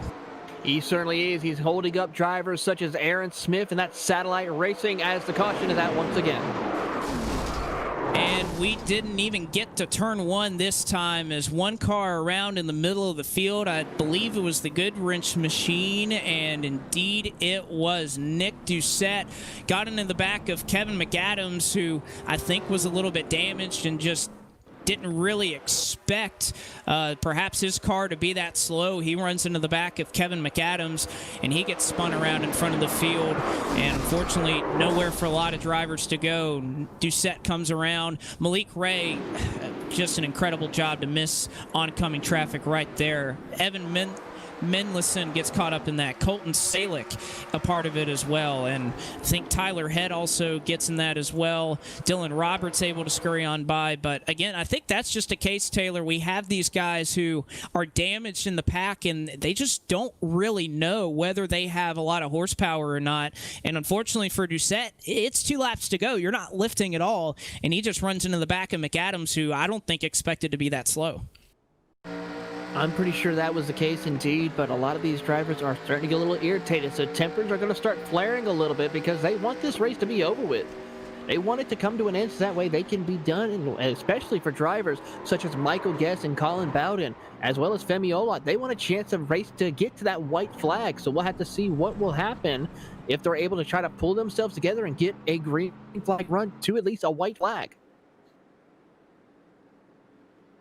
I think one thing that's really been interesting in this race is obviously we've had a couple of large accidents in this race, but the one thing that has kind of kept it going is obviously a point that we were talking about a lot early in the broadcast, and that's the 2 fast repairs that these drivers had have given them a lot of chances to run. But when you talk about it, it's kind of a way to keep drivers in the race, and well, clearly it's a way to keep drivers in the race, but for the length of time it does, we still have 30 cars on the lead lap, despite what we've seen out here tonight. And I think the fast repairs are kind of a way that have been able to level the playing field and keep these guys out here for this long. And, I mean, it's hard to say that people out here, I think perhaps Bowden is the only one up here in the top 5 that probably hasn't used one at all tonight. I can't think of a time where he actually used his, because he's just been out front for the entire race. But otherwise, Michael Guest obviously had to use one.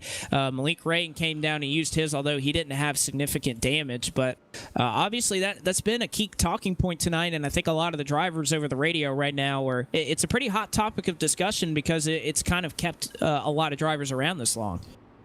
It certainly has, and a couple of drivers have been disqualified for causing multiple incidents, but that still allows drivers who maybe not a cause but got caught up in an incident without checking up or giving way to other drivers a chance to come back out there and continue on with racing with the faster pairs. We'll have to see, if these drivers are going to be able to keep a cool head and keep things going here. We'll find out, but it's going to be a fight to the finish here for this next restart.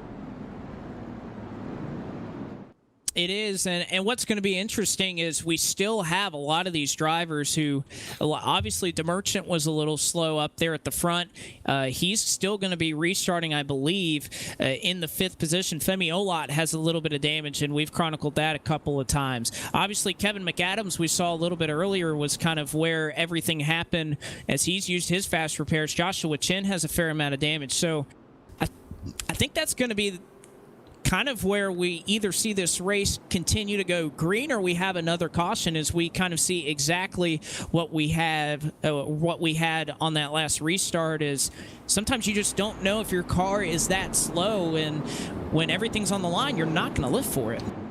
No, you're certainly not. You're wanting to give it everything that you have and hope that the incident happens in front of you where you can get through it and continue on and possibly win the race. That's what drivers such as Seth DeMerchant and Femi Olot are hoping for their case here to win this I've Got Ballz 400 here at Daytona and put themselves as a winner here of this great race. I mean, it's going to be difficult with their damage right now if these drivers in front of them are able to keep clean and stay in a perfect good draft in order to continue on their way. But for right now, that's what they're kind of hoping on. And again, this is a race that has $1,000 in purse money. So you may think, obviously, we're looking up front at who may take home the $250. But obviously, there's a lot throughout this field, all the way back to 20th. Get some sort of payout here. So these guys are going to be battling for every single position that they can. So as the pace truck will work onto the banking in 3 and 4, we're going to go green. Again, well past our originally scheduled distance. We're working lap 167 now. Green-white checkered attempt, number 2 of a possible 3. And just like last time, if we get to the white flag, we'll see her home. If we get the yellow flag, we'll rack them up and try them one final time.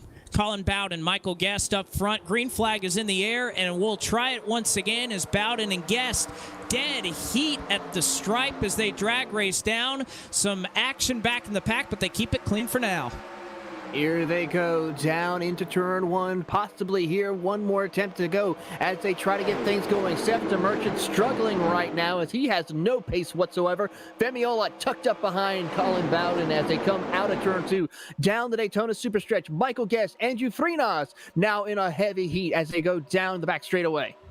And it looks like Freenaj perhaps helping Guest. Olot's going to kind of bail on Bowden for a little bit. That's going to check up the 30 car, but Guest moves up the racetrack. Here comes Colin Bowden up the bottom side. Bowden is a little loose. He gets on the apron. Guest has the run. Here comes Andrew Freenaj. Are we going to get back to the stripe? We are. One more lap to go. Here we go. This is for all the marbles down the front straightaway now into turn 1 for the final time. Michael Guest will lead them in through turn 1. Freenaz trying to get to the back bumper. Here comes Femi Olot and Colin Bowden to the inside as they come off of turn 2. Down the Daytona Superstretch for the final time. Huge crash behind them, but they'll race it back to the checkered side-by-side drag race down the Daytona Superstretch as they work it into 3 and 4 for the final time. Colin Bowden shoved up front. He gets a little loose, but he holds the lead. Off at 3 and 4, here comes Femi Olot and Colin Bowden hang on. It looks like Olot's not going to have a run. Colin Bowden is going to be your winner of the I've Got Ballz 400. What a race to the finish. Femi Olot tried everything, could not have enough speed to get to around for the race lead. This time as Brandon McKissick will come home in P3. A fight to the finish, and give a round of applause to Andrew Freenaz. Started 42nd and finished with a top 5 run. I gotta just give a tip of my cap to Colin Bowden, who just a little bit earlier we thought I left him for dead on the white flag lap. Didn't have a whole lot of help behind him with Femi Olot. Didn't have the tires that the rest of the drivers around him had. About 10 laps older is what Colin Bowden was running on, but it did not matter. It was simply put, the 30 was not going to be denied. And Bowden, who was up front more than any other name that I can probably come up with in this race, ends up going to victory lane, and he is going to tear apart the grass here at Daytona International Speedway. $250 richer, and he certainly earned it tonight. He certainly did. In a hard day of work here tonight at Daytona International Speedway, and takes home the checker flag. And we're getting ready to go talk to him here in a few minutes once he gets done with victory celebrations. We will, as we'll take a short break and we'll come back. We'll have the full field rundown and driver interviews just after this here on STN.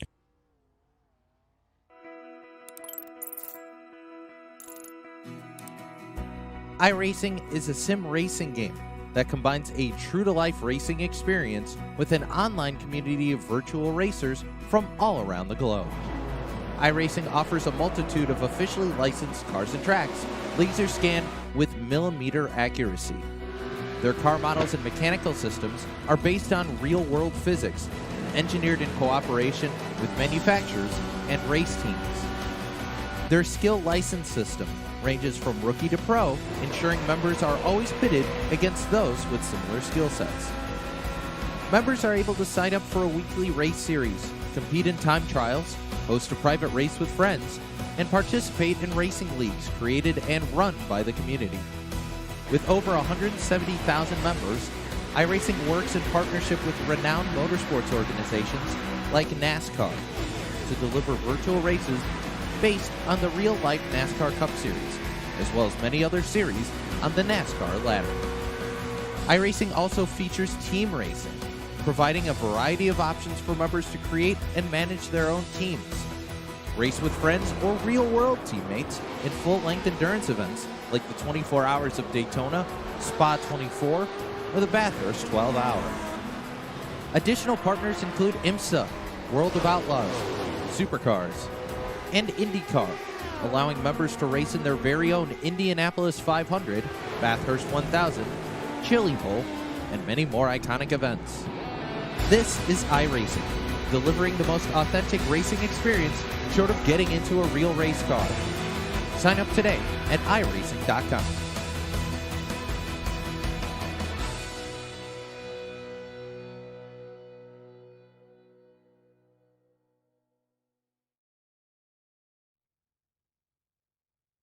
And back with you here from the Daytona International Speedway as we continue to continue our post-race coverage here of the 2021 I've Got Ballz 400 as Colin Bowden ends up in victory lane, and he joins an illustrious list of winners here for this event. We'll go ahead and take a look at our full field results and see where your favorite driver finished as Colin Bowden once again takes home the win. He takes home a $250 paycheck, and second, oh so close, was Femi Olot, who hung on with a damaged race car and on old tires. He gets second place to work out for him. Brandon McKissick, how about that? He finishes up on the podium. He also takes home $100 with that third place finish.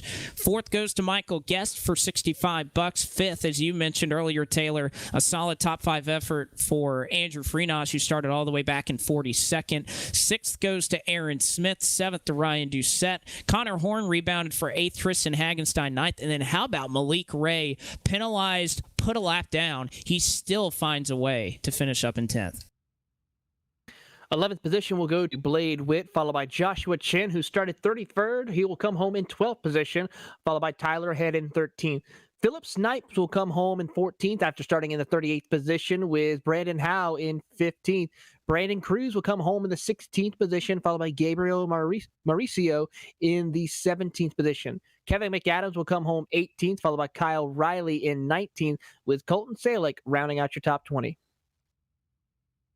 21st will go to Ryan Naraki. Seth the Merchant finishes up in 22nd. 23rd to Christian Budd. Finishing 24th was Brennan McGee. 25th was Sean Pellig. 26th was Jeremy Davis. And the rest of these drivers were scored at least one lap down. Ryan Carwell in 27th. 28th to Jameel Hawkins. 29th to Dylan Roberts. And Garrett Lowe, also one lap down, rounds out the top 30. 31st, 2 laps down is Liz Doucette, followed by Evan Melanson in 32nd, 6 laps down. Cody Dutton is the first car out, or actually, Evan was the first car out of the race with Cody Dutton in 33rd. 34th goes to Ryan Williams with Alex Kalonix, our pole sitter. He'll come home in the 35th position. 36 goes to Cole Dutton, followed by Justin Thompson in 37th. A tough break for him.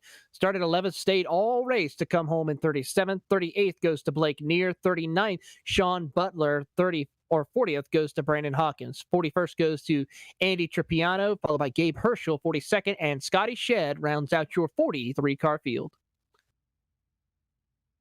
That is the field for tonight. Again, the top 20 at least will take home some form of a prize here tonight. And I believe if we can get Colin down here in just a couple of moments, we can talk with our driver who ends up putting it in victory lane in really, truly dominating fashion. I know it's hard to say in a race that had 60, 70 some odd lead changes that one person dominated it, but you have to say that that 30 car was up front all night long, and he certainly earned it here. So just hoping that we can catch up with Colin in just a couple of moments here. Let's see if maybe we could get him dragged down here. I'm not sure if I have that permission. I believe we have Colin Bowden in here now. Colin, do you have a copy? Yeah, I got you. You got me? Yes, we do. Congratulations on winning the I've Got Ballz 400. You've had a heck of a race having to deal with that with older tires. How was the conditions out there on the track for you? It was definitely hard to drive. You know, this car and track combo it's you definitely got to get up on it. It was a little slick out there. It's just hard to race with 2 and 3 wide around this track. You just got to have a lot of give and take out there. Well, how do you, after winning one of the biggest races here, a lot of big names have won this race and gone on to great things. How confident do you feel with kicking off 2021 with winning one of the biggest races here?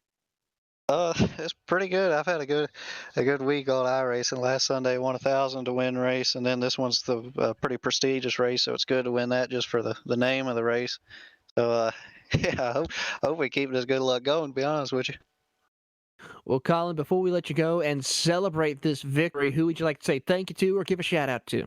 Colin Keister Driving School. He's been helping a lot. Michael Guest and Femi, we was all working together there. Malik Ray, sucks he got that penalty. But yeah, we was just trying to do what we could for one of us to win, and we got lucky there. Appreciate y'all for putting the race on, too.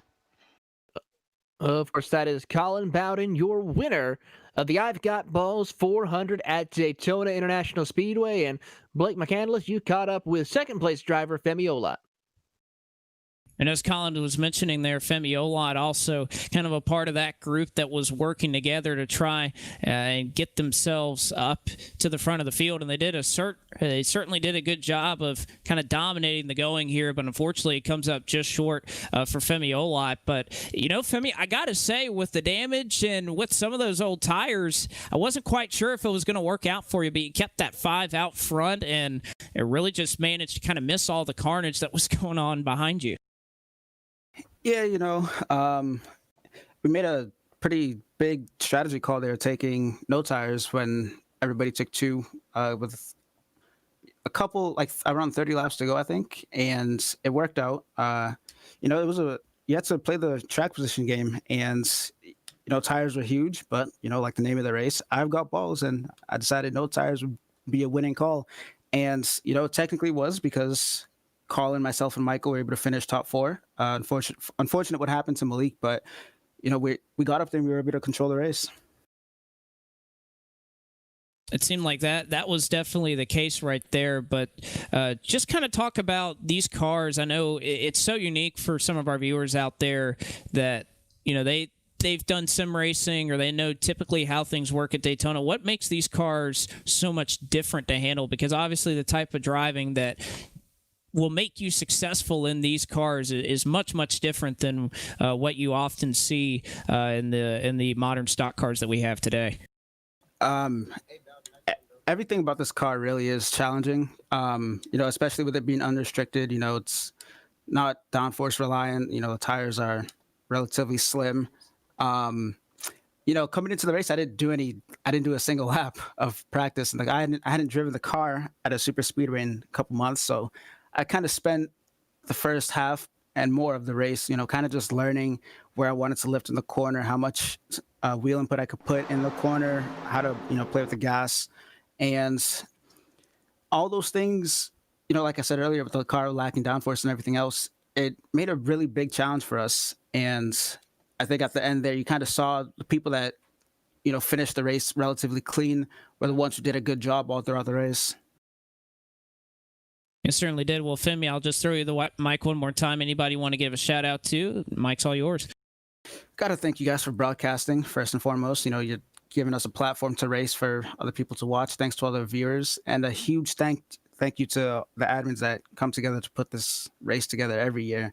I always look forward to, coming out, because it's always hard to drive. It doesn't have to be, the 87 car per se, but, the setup that the admins make for us always provides a challenge, and it's a really fun challenge to take on. And I can't wait to do it again next year. And, for however long they decide to do it. And thanks to Dead Zone Racing for everything. And again, thank you you guys for broadcasting.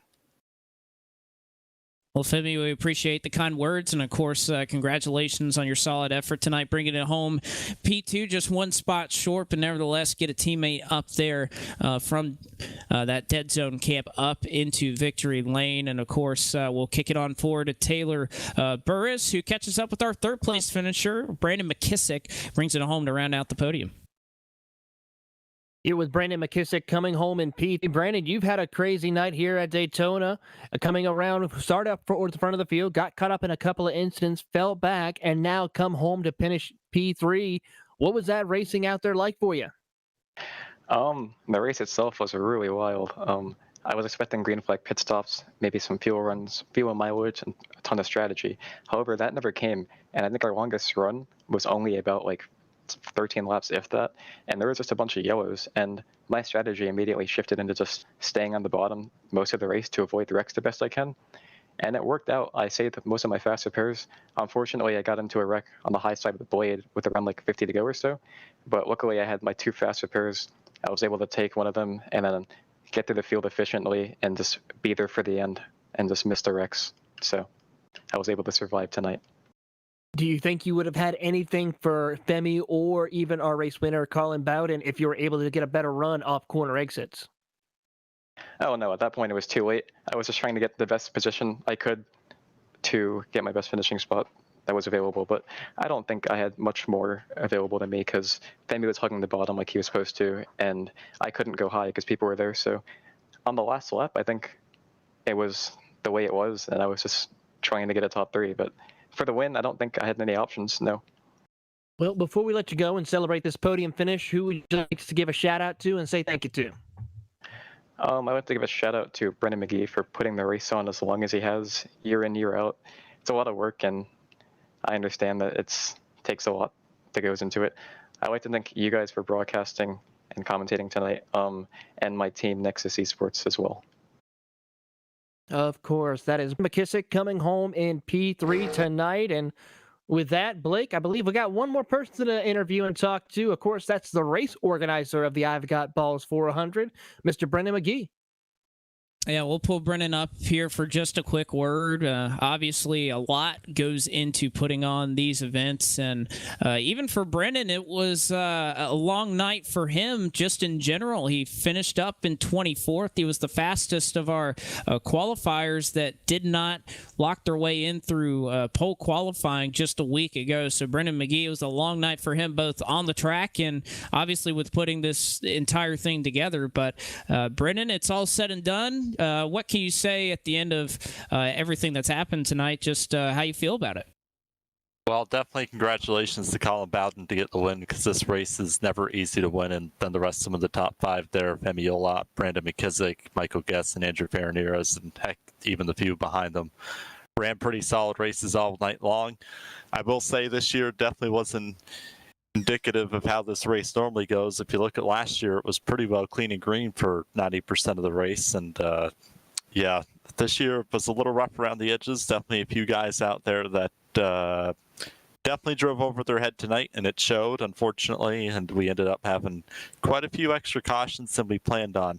Overall, I got a chance to look at the broadcast quickly. Thank you guys for doing it. It looks awesome. 10 out of 10. Yeah, it would, but overall, this week's been fun. Zach here has been putting the production all together here at STN, broadcast at the heats, broadcast at qualifying, broadcast at tonight, so he's been busy too. So big thank you to him, and ultimately big thank you to Brandon Cruz DFS and Brandon Howe there for putting the funds up for the winnings for this race, because the winnings certainly wouldn't have been nearly that without them. So definitely big thank you to them, and definitely thank you to all the drivers that participated this year. Well, Brendan, I think one thing that always, you mentioned this is never usually an easy race to win, but what kind of went into the decision to make this, use this track, use this car combination? Because I think for anything in iRacing, this has to be one of the more difficult combinations that are out there.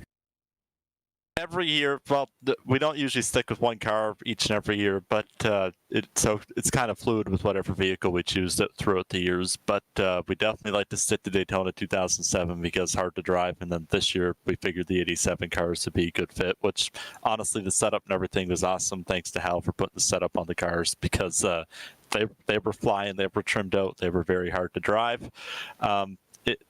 That's the whole point of this race. It's the I Got Ballz 400. You really got to put everything on the line to win it. And ultimately, Colin Bowden was in the right place at the right time all night. He was up front, that top 5 pretty much all night, and he ended up getting the win. So definitely congrats to him. So it was funny, back in 2013 when we ran the first race, me, Tyler Head, and Alex Bates put the race together. We're like, it'd be cool to do a race, $20 to win. Let's do a live broadcast. So we put one together. And anyway, that was the first race. We had like 26 cars, and Chris Overland won $20. And then here we are with $1,000 on the line, having you guys broadcast it. So it's definitely grown a lot over the years. Well, an interesting race with an interesting history, but I'm sure it's not just you. It's a lot of people that help put this on. So if you want to give a shout out to them, I'll let you go ahead and take that opportunity. Like I said, thank you to Brandon Cruz DFS there, and Brandon Howe for putting out the winnings and stuff. Thanks to Hayden Rapa and Alex Bates for adminning, and thank you to Dylan and Tyler as well for helping me admin the heat races and stuff throughout the week. It was definitely overall a fun week. Needless to say, gonna need to get a little bit of rest now, because every night's been a bit of a late night, especially tonight. I got to be at work here in 5 hours, so that'll be fun. So yeah, just thank you to everybody for participating. Really, a lot of these guys have ran